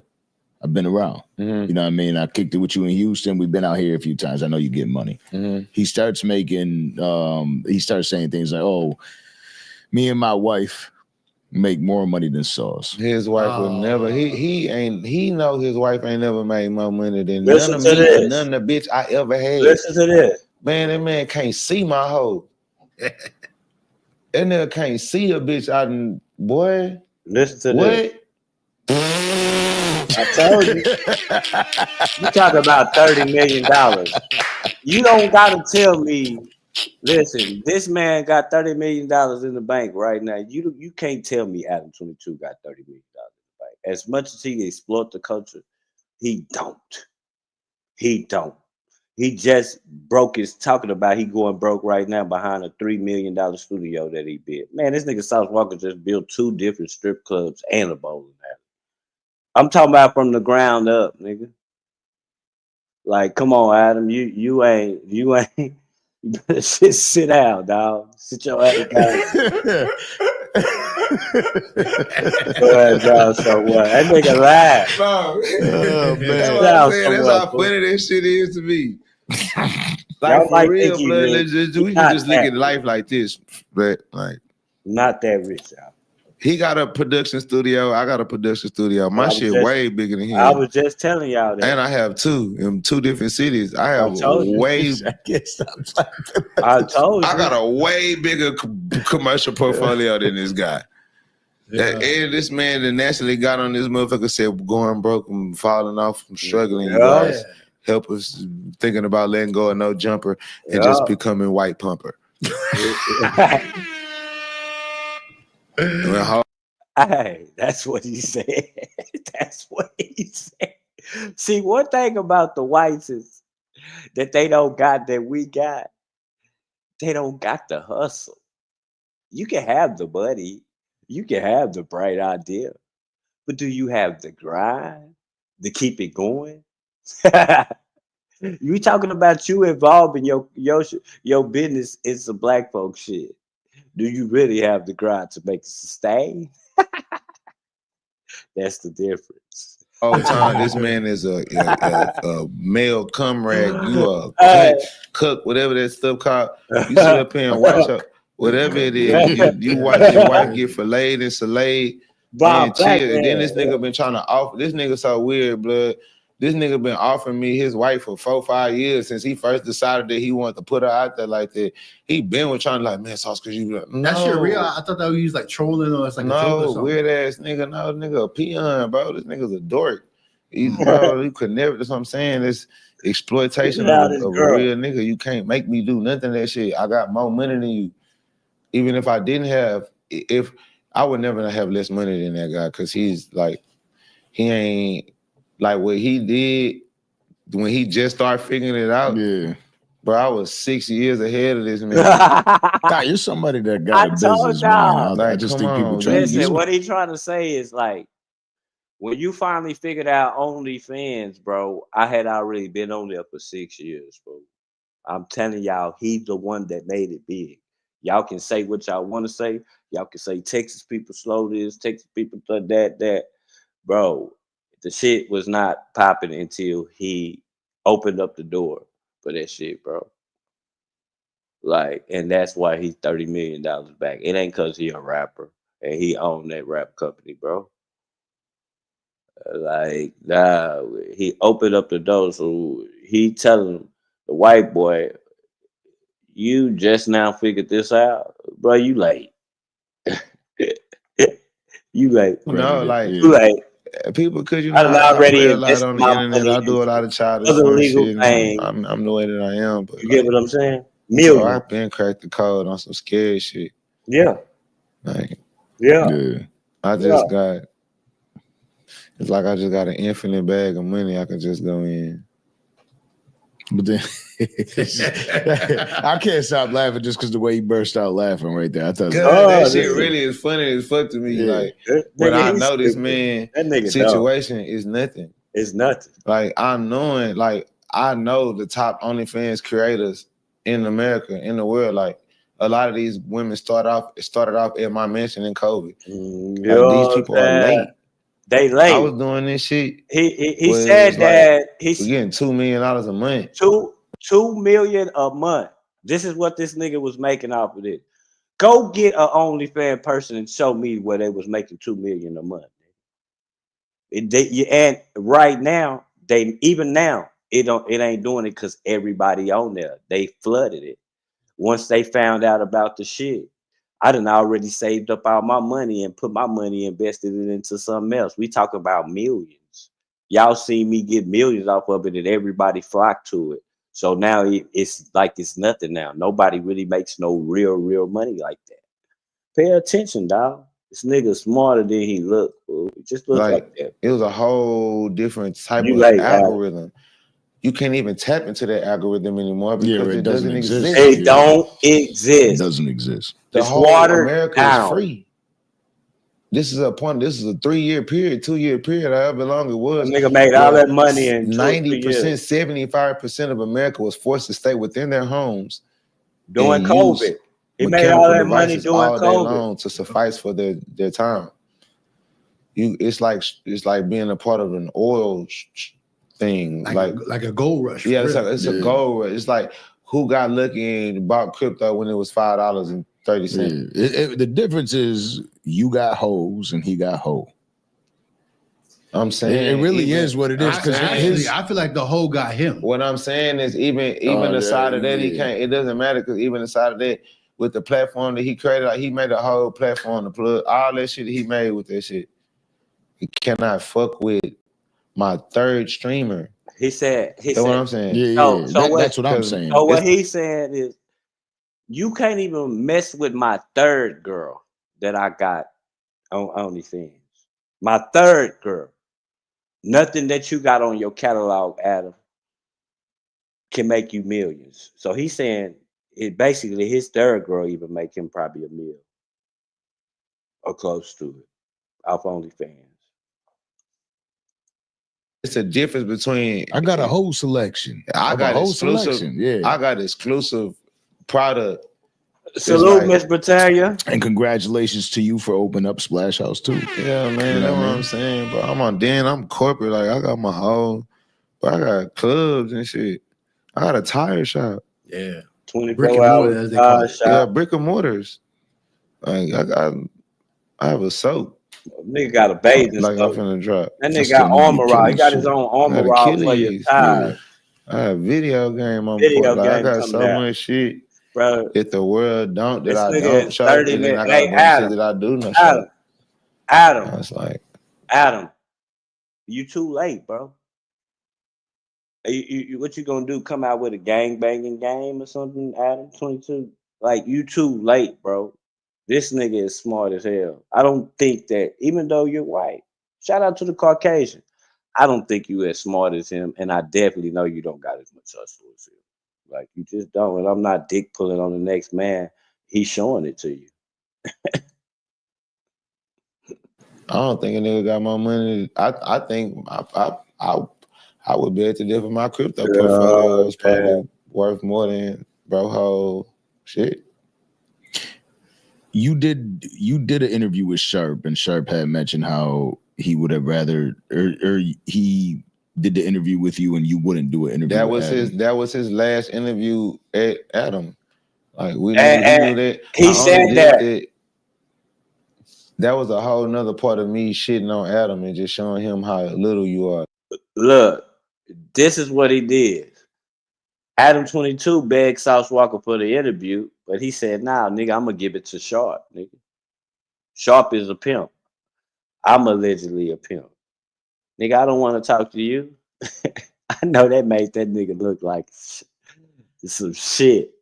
Like then at the same time, after I give Sharp the interview, I go up and bomb your set, Adam, and get to talking crazy to you. Like just do some nigga shit. You get what I'm saying? That's how you supposed to handle him. Yeah, like y'all that's how you supposed to handle him. Get you some money first though. You gotta have some money.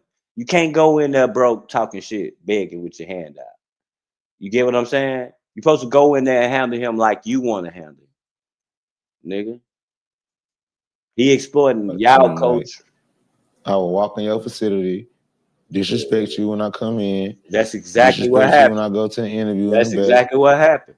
Then disrespect you on your shit because y'all asking me some shit. That's policious.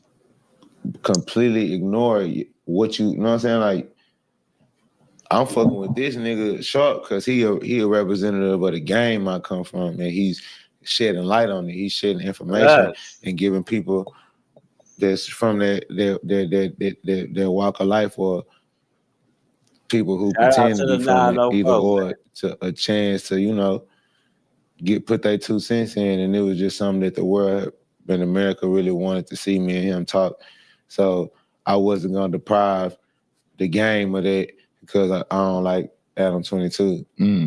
But at the same time, it's just like, nigga, I ain't them other niggas, blood. I ain't them rapping niggas that need people. I don't need rap. You keep telling you. Like, I'm gonna ride around in Maybachs, Rolls Royces, and Lamborghinis. It's a little bit different when a person don't need help. Y'all going up there to Adam 22 with y'all hands out, nigga. The only way these rich niggas going up there is to slap this nigga. That's why they hands out. It's a big difference. I don't need nothing you got. I'm gonna come up here and run this bitch the way I want to run this bitch, nigga. You need me, nigga. I don't need you. Y'all better figure that shit out down there, bro. It ain't gonna never get right. Y'all don't realize y'all going to the feds and shit behind this bullshit, man. Like behind, you know, him wanting to get a few 100,000 views off y'all motherfucking culture, bro. I'm not a gang member. I just don't think how this man has sex with men. Like what? Why would y'all want to tell him y'all story? Cause for just $5,000, I mean, bro. But then again, a lot of niggas ain't never even had big houses and the Cybertruck, Cyber Beast, whatever. Old school fast. I was paying $32,000 a month for mansions in Miami for 16 months, 4 years ago. Make sure y'all subscribe to Britannia's page too. By the way, shout out to that race that a lot of people ain't get to see. Which one? Out in what was it, Area 29? Right. Oh, yeah, that's what I'm saying. You was there for that's what I'm saying. They treat them the same, this bro. Other lifestyle we really living out here. You know, you just seen 2 millionaires have a race. You don't know who the fuck they got here. I'm telling you, he's a millionaire. Yeah. See what I'm saying? Yeah. That was one of them. Like, yeah, nigga, you got who, nigga? You got me fucked up. Nigga, got more money than me, nigga. You can't fuck with me, nigga. Yeah, nigga, you ain't. Yeah, nigga. That shit cute. That shit ain't nothing. Yeah, nigga. Well, put that shit on the ground, nigga. 40,000, nigga. That's big.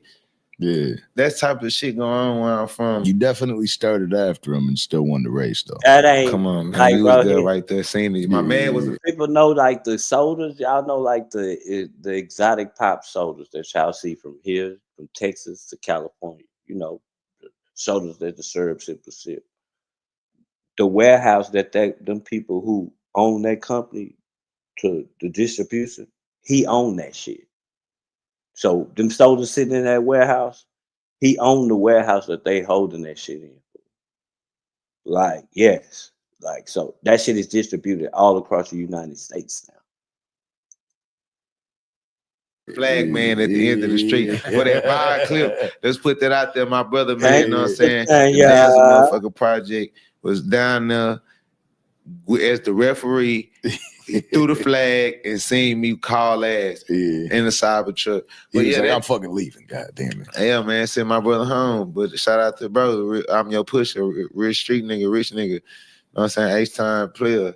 It's a bunch of players in H-time. You know what I'm saying? I'm from a city of players and rich niggas. Like, that'd be another thing. Like, but I mean, it's such a big competition that I love to be a part of and being in my city that I don't be caring about. Like, do you actually love it though with all the politics? Like, I am the politics. This dude Rainwater said that you are the face of Texas, but nobody be playing your music in the clubs and shit. See, like, and that's what I'm saying. Like they talk. That's like a how can I say this shit?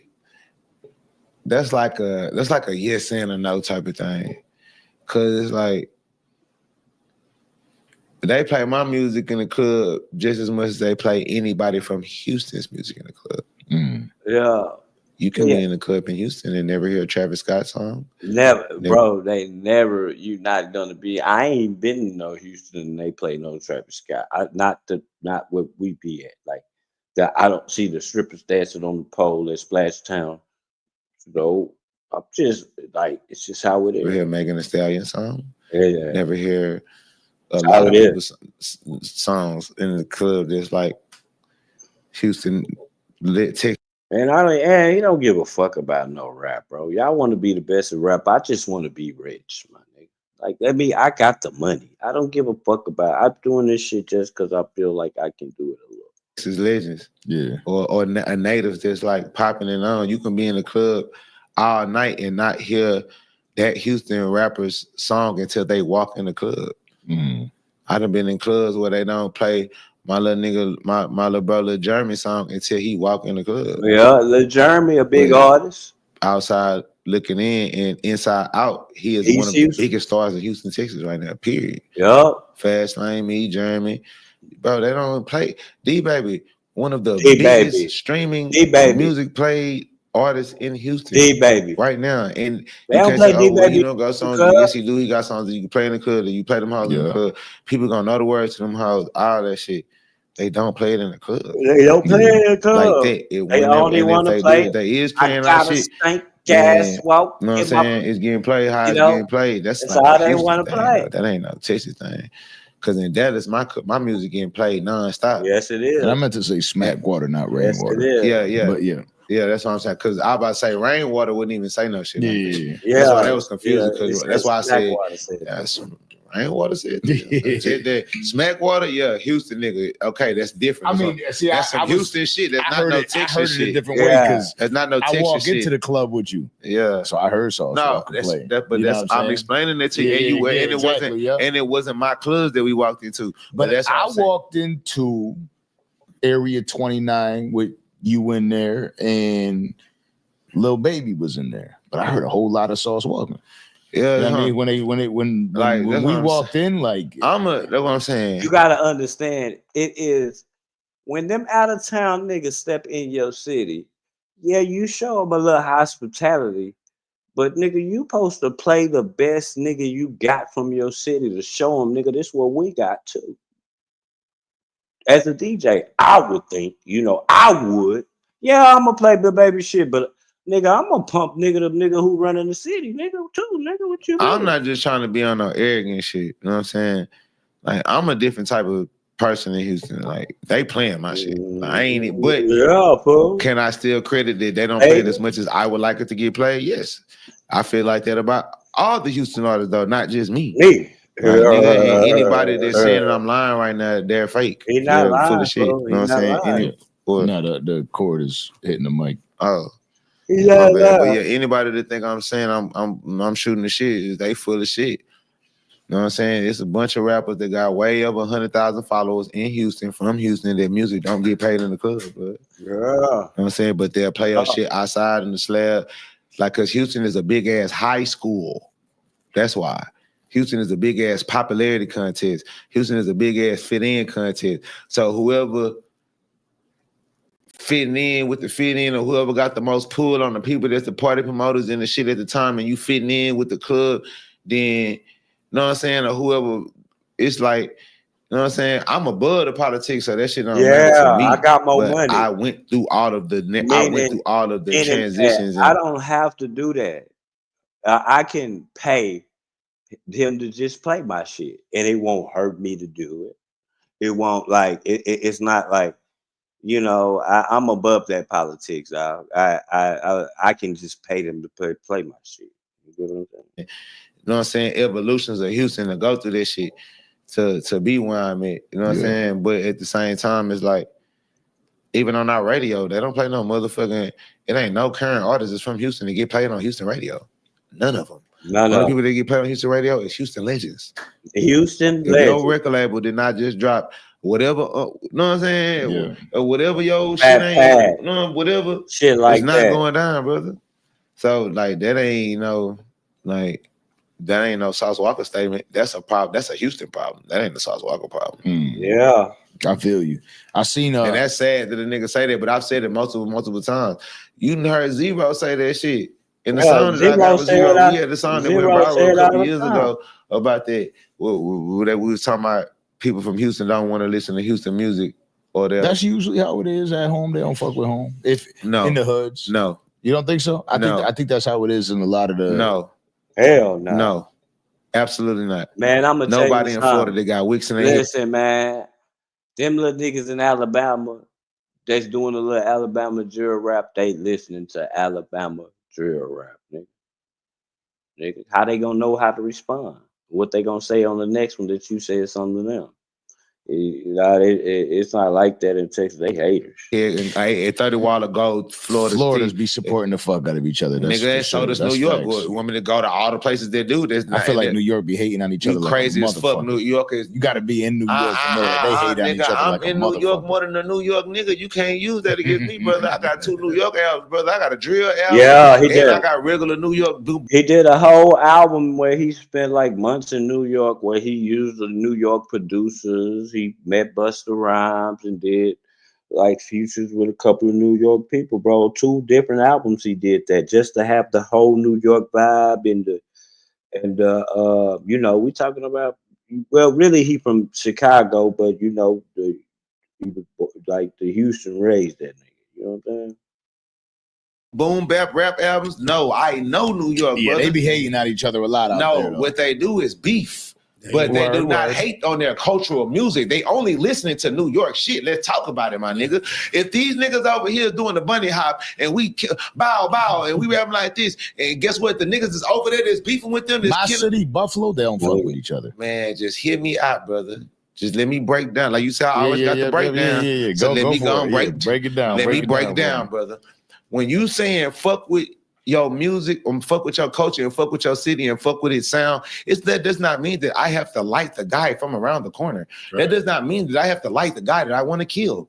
That does not mean that I have to fucking enjoy this guy from around the corner and listen to his music. But when I go make a song for my hood and my side of the city, guess what it's gonna sound like? Those guys still, we're gonna rap on that type of beat because we are East Coast niggas. So we rap on East Coast drill beats. They made up, we all do we all doing the same dance. But we killing each other, we beefing with each other. Okay, we just switched our dance a little bit. Add this move to it. Your move is this with it.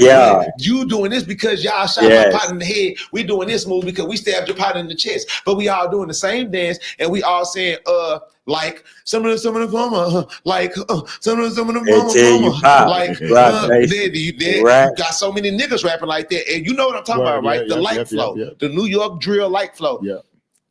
Running a party like all that shit, all the way down to Ice Spice, nigga. Ice Spice, the bitch do that shit. Every fucking New York person that raps uses that same shit, bro. You gotta all the way to the point you gotta understand you are talking to a record company owner who probably has over 30 artists. Like, not only do he do the OnlyFans shit, but he also still has a record company with over 30 artists. So he probably done seen a lot of. He even got a Chinese artist that barely speak English. Signed him all the way from Japan. Made the OGs get down. Now you got Jim Jones and them dancing and putting it in their song. Outside, Jim Jones and French and all of the OGs is rapping on drill beats. That is the systematic control and power of you having your own culture and your sound and living and loving it. It's the power and force of your shit. Just like Philly. Philly have their sound now. They got their dance sound, the Uzi beat. It's a beat pattern for that sound. It's a dance style for that sound. And then they got the new sound that's coming out with the OT7 nigga and the other nigga, Skeezy, whatever the nigga, the crazy nigga. My nigga, the nigga that be in with all the zombies and shit, with all the drug addicts in Philadelphia on that street. Oh yeah, man, they what's his know name? I know who you talking about, because he came out. Okay, boom, let's take it to Baton Rouge. Fuck it, go to Louisiana. Everybody in Louisiana rap the sound same. Yeah, they got bounce. They all on the same type of beats. We all on. There's a difference between New Orleans music and there's a difference between Baton Rouge music. But at the end of the day, the beat frequency is very much similar and the same. The subject matter very similar and the same. You see what I'm saying? Yeah. Now, everybody from Baton Rouge though, all rap and sound the same type of beat, same type of pain. We all sing. Boosie taught us how to sing. Kevin Gates taught us how to sing. We all rap the type of way. You know what I'm saying? And guess what? Everybody listens to that. Everybody does that dance. No matter if we killing each other, you don't think them niggas, we talking about this, that's the other Irish Chirac. Right. Oh, wow, Chirac. Let's talk about those guys. Chicago. Everybody in Chicago, that's a drill rapper. rap on the same type of beats, same type of pattern, same type of styles. Two ways. You proved your point. I got you. In Chicago, you either singing about killing or you rapping about killing. Yeah. It ain't no, you see what I'm saying? Detroit, everybody in Detroit, same beat, same style, same rap, same shit. So you're saying Houston don't? The reason why I'm saying that the record company, I mean, the person who owned the record company would know the most about this because he is searching for talent. He's searching for talent, and the talent that most of these record companies are searching for is something that's different. The first thing they say is, I wish I could find something that's different. Something that's different. You get what I'm saying? So you just imagine how many people they say, Sauce, I want you to listen to my shit, and it just sound like where they from. Oh, in Houston, niggas don't know what they want to be riding that bitch. In Houston, niggas don't know how they want to sound. You got half niggas sound like this. You got half niggas sound like me. You got half niggas sound like they from Atlanta. You got niggas sound like they from Detroit. You got niggas want to be drill rappers. I'm gonna have to check you out. You got niggas, bro. And then that's some shit that's for a younger age, but that's like for kids. That's for little bro and them. Like, and even still, I be want to tell them like, nigga, y'all niggas will make way more money by having this same. I ain't telling y'all not to rap about what y'all rapping about and use it the way y'all use it, but when you put that title drilled on there, you are automatically putting yourself up under all these other people. Yeah. Separate yourself. When you could have made this y'all own, and that's what makes culture. That's what makes let's Milwaukee right now. How Milwaukee is having, you know how many niggas came out with songs in the Milwaukee style before this girl could come out with It's a Fairy? It's a Fairy, it's Milwaukee shit. It's not the fact that it's a girl saying it's a fairy, yeah, and everybody's falling in love. It's the fact of all the build-up that Milwaukee had to do with the clap beat style. They had to do so many years of build-up with Chicken P and this rapper and this rapper and this rapper to dance, and had so many people had to come to do the I'm gonna ask you this. I'm gonna ask you this, Rock Nation. You say you telling the story, but Rock Nation, I bet you, I'll be willing to bet, Rock Nation, you don't do no freestyling. You writing down like the old school, right? It's with the knee and shit. Uptown, downtown. I mean, we're everywhere. All that's Milwaukee shit. Right. They had to build their sound up and build their culture, they dance, and all this come off of a street nigga talking about the Jays. Talking about how he got the smackers or the slapper, whatever they call them. Because I used to rap out, I used to be out there hustling and fucking with niggas freestyle features and shit. They're like, this is what the nigga saying when the junkies coming by. I got this many junkies coming down the street spending money with me. That's where the dance come from. And that dance turned to a style of music and a beat pattern. And then the whole Milwaukee supported it. Rather, if I don't like the nigga that originated and somebody else start doing it, I know that that's the Milwaukee sound, so I'm going to support the sound. Even though these guys are killing each other, whatever they're doing, we still love ourselves. We love our culture. I'm from a place that don't love his culture, and niggas ain't even beefing. I don't know why. Like that we just love to hate on each other. So let me talk to the Houston representative for a minute, because that's how I look at you, right? I feel like that's universal. That's how the whole city feels. You're one of the representatives from there. There's no doubt about it. Pusha T just comes out. This is Travis Scott. Travis Scott doesn't seem like somebody that is somebody that'll go back and forth with people. He does his own thing. Is that something that you feel like Houston will jump behind him? Does Walka be freestyling too, though? No, Houston will never jump. I love Travis to death. I'm not gonna jump. If anybody gonna jump behind Travis in Houston, it's gonna be us, or maybe rap a lot like Jay and them, depending on the circumstance. Like, the city of Houston don't appreciate Travis for what he is, regardless of how much he still do his own thing and got his own shit going on. That's what I'm saying. Like, rappers, as far as do like so much. Houston, like I'm saying, bro, Houston is a place. It's like Big X is like, I'm one of the people that me, Texas, right? Maxo, like we some of the people that kind of like make Houston like inner, as far as within the city of Houston, that's like in the hip hop community, try to show Travis love or have acceptance for Travis, because you know what I'm saying, he's in the community like the clubs and the hoes and being outside to a certain extent, but it's like, nigga, Houston's so fraud. But I also get it too. It's like But it take a lot for Houston to jump out there behind somebody because everybody in Houston feels significant. Everybody in Houston feel important. Everybody in Houston famous. Houston is such a big city with such a big bubble of success in it. A motherfucker feel like motherfuckers don't give a fuck about the Houston Rockets. Fuck Travis Scott and Sauce Walker. Houston, a nigga from Houston will look at you dead in your face and be like, I don't fuck the Houston Texans, bro. I like the Dallas Cowboys. That's what my mom grew me up on my life. Fuck Houston Texans football. Or fuck, like, it take us to get so many incredible players and so much shit. And then niggas still get, like, I got so many friends that all of their childhood athlete idols are all people from other places. They're not from Houston. And we've had Tracy McGrady's and Yao Ming's and Steve Francis's and you've had JJ Watts and all. Right I understand these people are not champions. Right now. You know what I'm saying? But at the end of the day, neither is Allen Iverson. Neither is a bunch of great people that people love and respect. Michael Vick is a bunch of people that even just eras of, you know what I'm saying? Smart, and I feel like when you from a big city and a big state he just look, bro. He just looked like this fool. He just looked like this, bro. He figured it out though. Like when it's over with, bro. If nobody don't do nothing to him, Lord forbid, like he don't get unalive, bro. He like gonna probably be a billionaire, fool. Like, bro, like he has the right idea, fool. Like y'all not understanding the amount of money that he has off the shit that he did. Bro, you looking at all this shit he got and you thinking it's from rapping. It's not that, bro.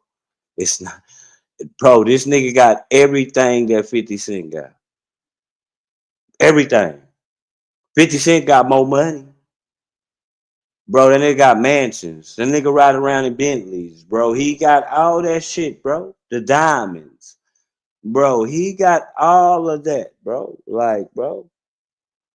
Like, on now, like, he knew that OnlyFans was going to play out once all the prostitutes and the pimps got a hold to it. So, it's time for me to invest in something else. Yeah, I'm gonna make me some money, but I'm pretty sure it ain't gonna be $2 million a month like it was once all these people, all these roaches get up on here. So let me go put my money in some other legal shit. You gotta think, man. Listen, that's what hustlers do, bro. We think ahead, man. Go watch Power or something, man. The show Power. Man, that boy always, man, Ghost is always ahead. Even his son thinks the same damn way. He always ahead. You got to be 2 steps ahead, bro. Got to. Just because a strategy worked the first time don't mean it's going to work the second time when it's hustling. What I mean, like, just because you got the pack in and you was able to stash it at a certain house and it worked that first time, next time you might be the person you might get a little greedy where you stashing it at. It might peer you. So maybe you should never stash at the same place twice. Like, think ahead twice, that type of rich shit. Culture and history to it. I don't know if it's the word obligation is what it is, but it's like it's a certain duty you supposed to uphold to love and support where you from. Use that way of thinking. I'm from a place that's like, and we'll probably be rich. Shit, we had our golden era where everybody loved Screw and there was riding swangers and the slab shit, and we didn't feel any level of embarrassment for loving that shit.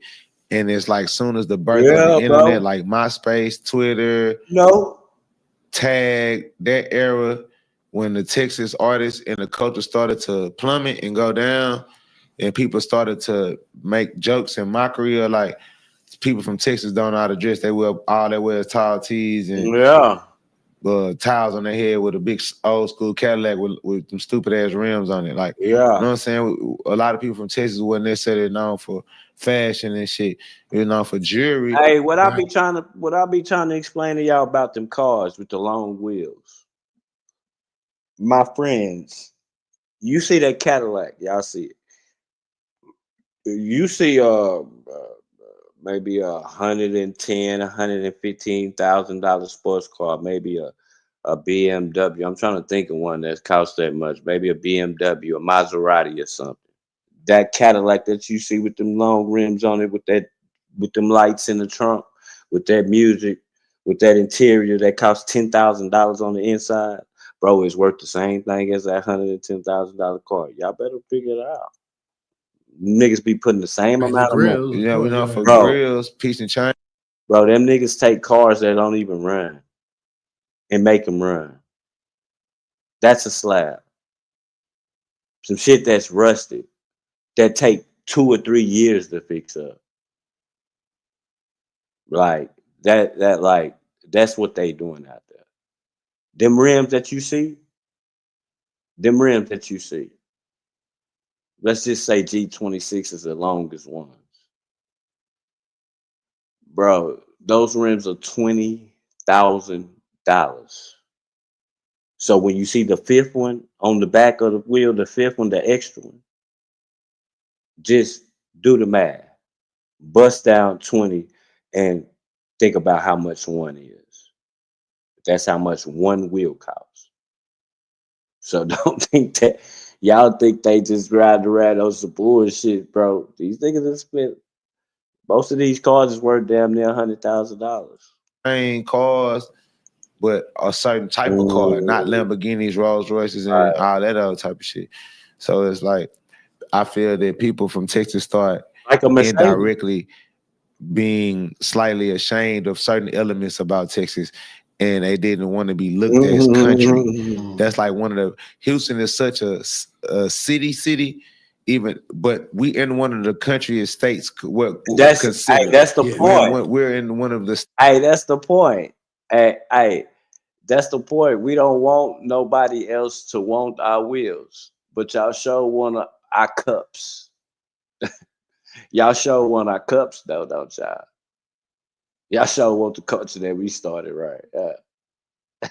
Fuck the rims. Y'all want to walk around with that dangerous ass cup, though, right? And now I ain't talking about no alcohol. Where that come from? Oh yeah. Okay. Don't get me started. States in America that's considered one of the most country states, even though we one of the biggest states and most advanced states as well. But when you from Houston, we like the pinnacle. We like from NYC in New York, or we from the Miami or Florida. We're from the spot. Right. We're from the LA in California. We're from this Houston. So when you from Houston,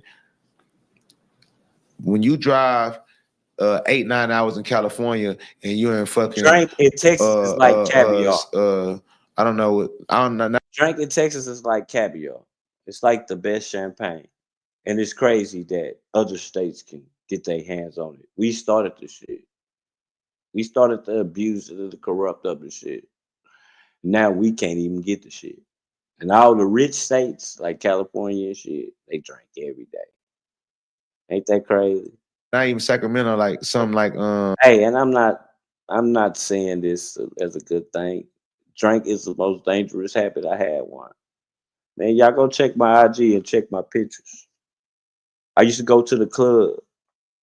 If it's 25 to get in, that means I'm gonna pay 50 because I'm taking this cup in. If my cup can't go, I don't go. Dangerous habit. Dangerous habit.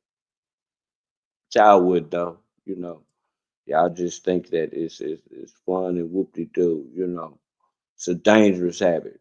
It's a dangerous, been drinking that shit since 1996, 95. Just stopped drinking that shit for about 2 years. These little punks just now put that shit in their cup. Drinking that shit in like 96, my nigga. Let that sink in. It's a dangerous habit. If you don't, like right now around here, you know how much that shit costs? An ounce of that shit costs like damn near $300. It's a rich man's drug now. That's why that shit is coming out of California. They still, don't get it twisted, it's in Texas. But plentiful, cheap, nah, not at all. Not at all, y'all. Not at all. Richmond, California. Yeah. You're not Orange County. You're not considered Dangerous from the habit, country. y'all. You're not considered a Go country check ass my person. You're not pictures. considered a Like, country boy. But even though it is like, it's country, not fuck nothing it. to brag about, y'all. Yeah. It's not nothing to brag about, y'all. Go check my pictures. Go to my IG. Every picture I take, I had a cup inside the club. Cups everywhere. Wake up in the morning, have a cup with breakfast. Stomach fucked up. Can't eat right without a cup. You get what I'm saying? Like, yeah, I ain't never been through that shit. It's a dangerous habit that will fuck you up. Stomach, skinny ass nigga with a stomach like the old Gucci man. Y'all remember how Gucci man used to look? What y'all think that stomach came from? That's where it came from. You don't realize that they give serve to people who can't hold down medication to make them hungry. You know, like some people take medication and they can't hold down their food, or they take medication and they can't eat, period. Give them that serve. It make you hungrier than weed. Like you gonna eat till you just eat and eat till your stomach hurt. It's a dangerous habit, y'all. Yeah, but that's not what they're going to call it or consider it because it's West Coast. Yeah. You're from Dangerous habit. Cali. Very dangerous. Even he's from Buffalo. Right, He was from upstate New Texas. York, yeah. We're going to call you country. Yeah. But in New York, they're going to say he from upstate. Yeah. So I'm saying, and a nigga from upstate feel good about being from upstate, nigga, because we got guns still and we do this and Very we dangerous kill and fight habit, good. y'all. We Salute, nigga, Jess. upstate, Salute all we a y'all, certain type man. of nigga. When you get on the yard with us, Right. nigga, shit like that. That's how you know he knows Conway and Benny. Them. I know. I'm really finna have to end it because I've been in here too long, man. Y'all know I feel like I've been in here too long. But yeah, man, y'all gotta understand. Y'all don't understand when y'all see them people with them cups. This is self-made talking to y'all. When y'all see them little kids with them cups, just know that them kids have a heroin problem. A liquid heroin problem. Just know that. Yeah, it look cool. We was raised to where it's cool. It's cool to do. Niggas with money drink syrup, jump in the slab with bad bitches, dress nice.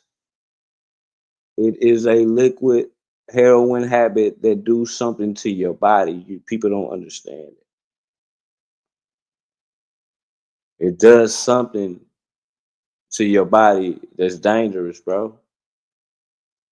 Fucked up your patterns, man. Your patterns are using the bathroom, all types of shit, dog.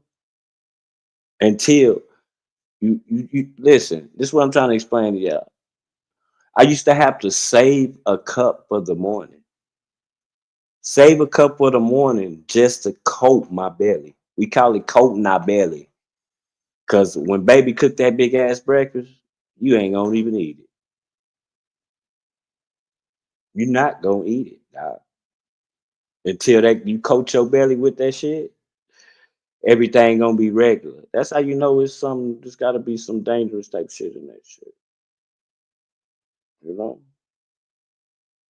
nigga, I'm 2 years clean, nigga. We done drunk that shit. I done paid drunk paints of that shit, dog. These little punks that's drinking that little shit, man, dog. We done drunk paints. I'm talking about falling asleep at the light, falling asleep, burning holes in your clothes, playing a video game, leaning like a cholo, nigga. This is what I'm trying to explain to y'all about the Rich Homie Quan incident. What y'all don't understand is that, see, Rich Homie Quan was fucking with the pills and shit. Everybody mad at his girlfriend. But what y'all gotta understand is that, I'm gonna say this, I'm gonna get up out of here. She didn't check on him because she was only seeing what she used to see. She usually see the nigga pop out. When I say pop out, take drugs and fall out, pass out. She may go over there, put the cover on him, leave him on the couch. That's what leaners do. That's why I'm telling y'all, 90% of the time, I guarantee you his girlfriend was a leaner too. She was a leaner too. You know, bro, that's not nothing that She didn't see. Motherfuckers get high, and once that bitch hit you, you go pass out. Yeah, like you go pass out. Like I've never been a pill taker. See, y'all gotta understand, drink is an expensive habit. So handlebars and Xanax is a cheap leaning mechanism for the broke people. To me, if you gonna do something, nigga, do it big. Do it big. I don't want to take no $5 pill just to feel like I drunk. And that $5 pill will have you leaning to the dog. Serve don't make you lean like that $5, $10 pill. You crazy. You out your goddamn mind. That's a cheap version of trying to lean, bro. Well, I don't do that. Bro, we get straight to the point. We were balling, bro. We did it. It ain't no right way of getting hot, but I'm just saying. Spend some money if you're gonna do it. This shit's safer. Really, none of the shit's safe. But the way the pills is now, none of that shit is safe. You want to know why I stopped drinking? I'm gonna tell y'all why I stopped drinking. I stopped drinking syrup, and then I'm gonna get out of here after this because the new shit that they got, it do something to my stomach. When you drink a lot of it, like I be trying to do, my little bitty ass trying to drink a 3. It fucks up my stomach, bro. And it do something to my girl too, bro. The same way. We like, nah, this ain't it. We both stop. We don't want to cut, period. 2, probably 3 years clean. Fucking cut. Nigga, that shit was, you could feel that it was messing up something. So all you kids that's drinking that shit, taking it from somebody who been drinking since 96, nigga. Something ain't right about that shit. You know what I'm saying? Some ain't right about it, y'all. I'm just taking it from y'all, and my girl said the same thing, bro. We from Texas, bro. Girls drink. Tell y'all we from Texas, bro. Like seeing a woman drink some drink is nothing. It's just how it is down here. But it's something wrong with that new shit. And I got to thinking, man, my girl got to talking about it. Like, what if they putting some new shit in their shit to poison us since America is so in love with it? You get what I'm saying? Mm-mm. Like, I got a homeboy, that shit don't even do nothing to him. I got a homeboy who drank like a fish. Who, I'm talking about syrup, because he got shot with an AR-15 and he don't like the medication that they give. So the syrup in the bars help with the pain a little bit better. Get what I'm saying? He got shot with an AR-15 one time, lost his kidney, had to go to kidney surgery to get a new kidney and everything. Had a shit back for like damn near 2 years. That shit creates bad shit like that creates bad prescription habits.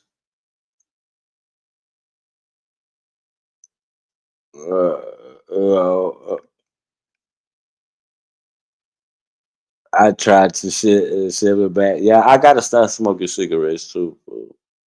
I have to, fool. I have to stop smoking cigarettes, dog. I really do, fool. Like it's a dangerous habit. I have to, bro. I have to. You know what I'm saying? But y'all definitely been a beautiful audience, man. I'm gonna let somebody else get their shine on. I get the feeling like I'm hogging up the airwaves and shit. You know that's what I ain't. I won't be doing none of that. But I'm gone, man. So make sure y'all double tap the screen if y'all didn't and subscribe. Make sure y'all subscribe to that link at the top. All you women. Make sure y'all would subscribe. Men too, though. That's my home girl, man. She like my sister, my YouTube sister. Man, she be coming with some good content over there. Man, I go by the name of Self-Made Hustle, man. Y'all been a beautiful crowd, man. You know, in the most positive way. And I'll be back. Ain't no telling. We'll come back probably with open panels later on. Just before.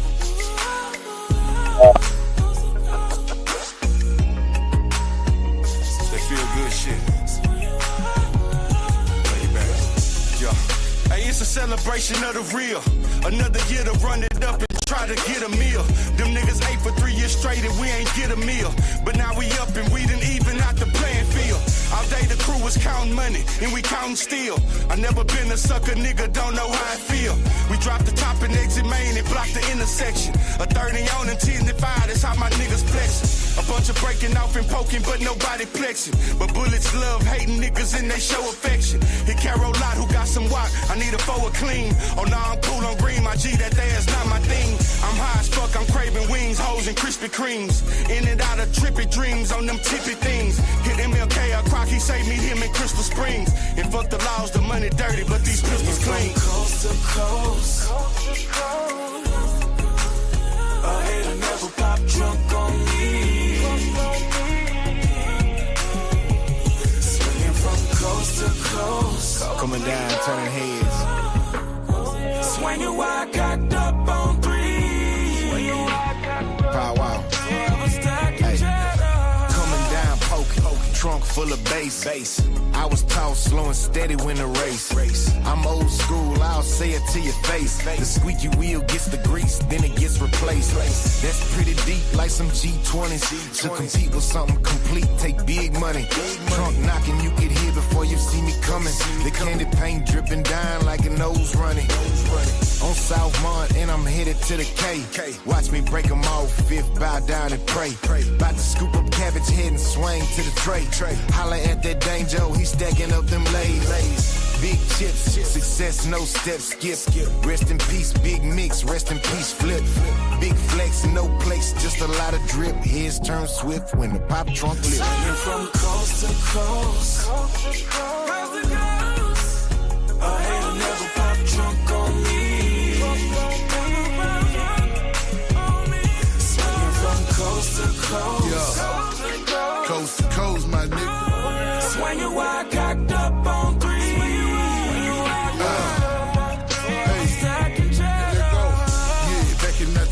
Crawling through the ward. Sunny day for the void, motor running hard. Foes turning, doja burning, trying to catch a vibe. Heavy money out there holding, this what it's about. Swinging wide, hitting corners, trying to see the city. F&N 509 edge, I keep it with me. A lot of niggas get content, I'm a hunt for the skrilla. Spray the frame and search the banks that hold gorillas. 280, 8610, I'm on the southeast. Trunk closed, all beat, glass fold, dog meat. Good smoke, feeling good, I'm on the black top. Bumper killing like a slab line in the backdrop. Pulling up and pulling off the shit a lifestyle. Niggas on them bikes at the light making the pipes ground. Watch them haters dick ride and they gon' do the most. I'ma pull a whip out and push this motherfucker. Coast to coast, coast to coast. A hater never pop drunk on me.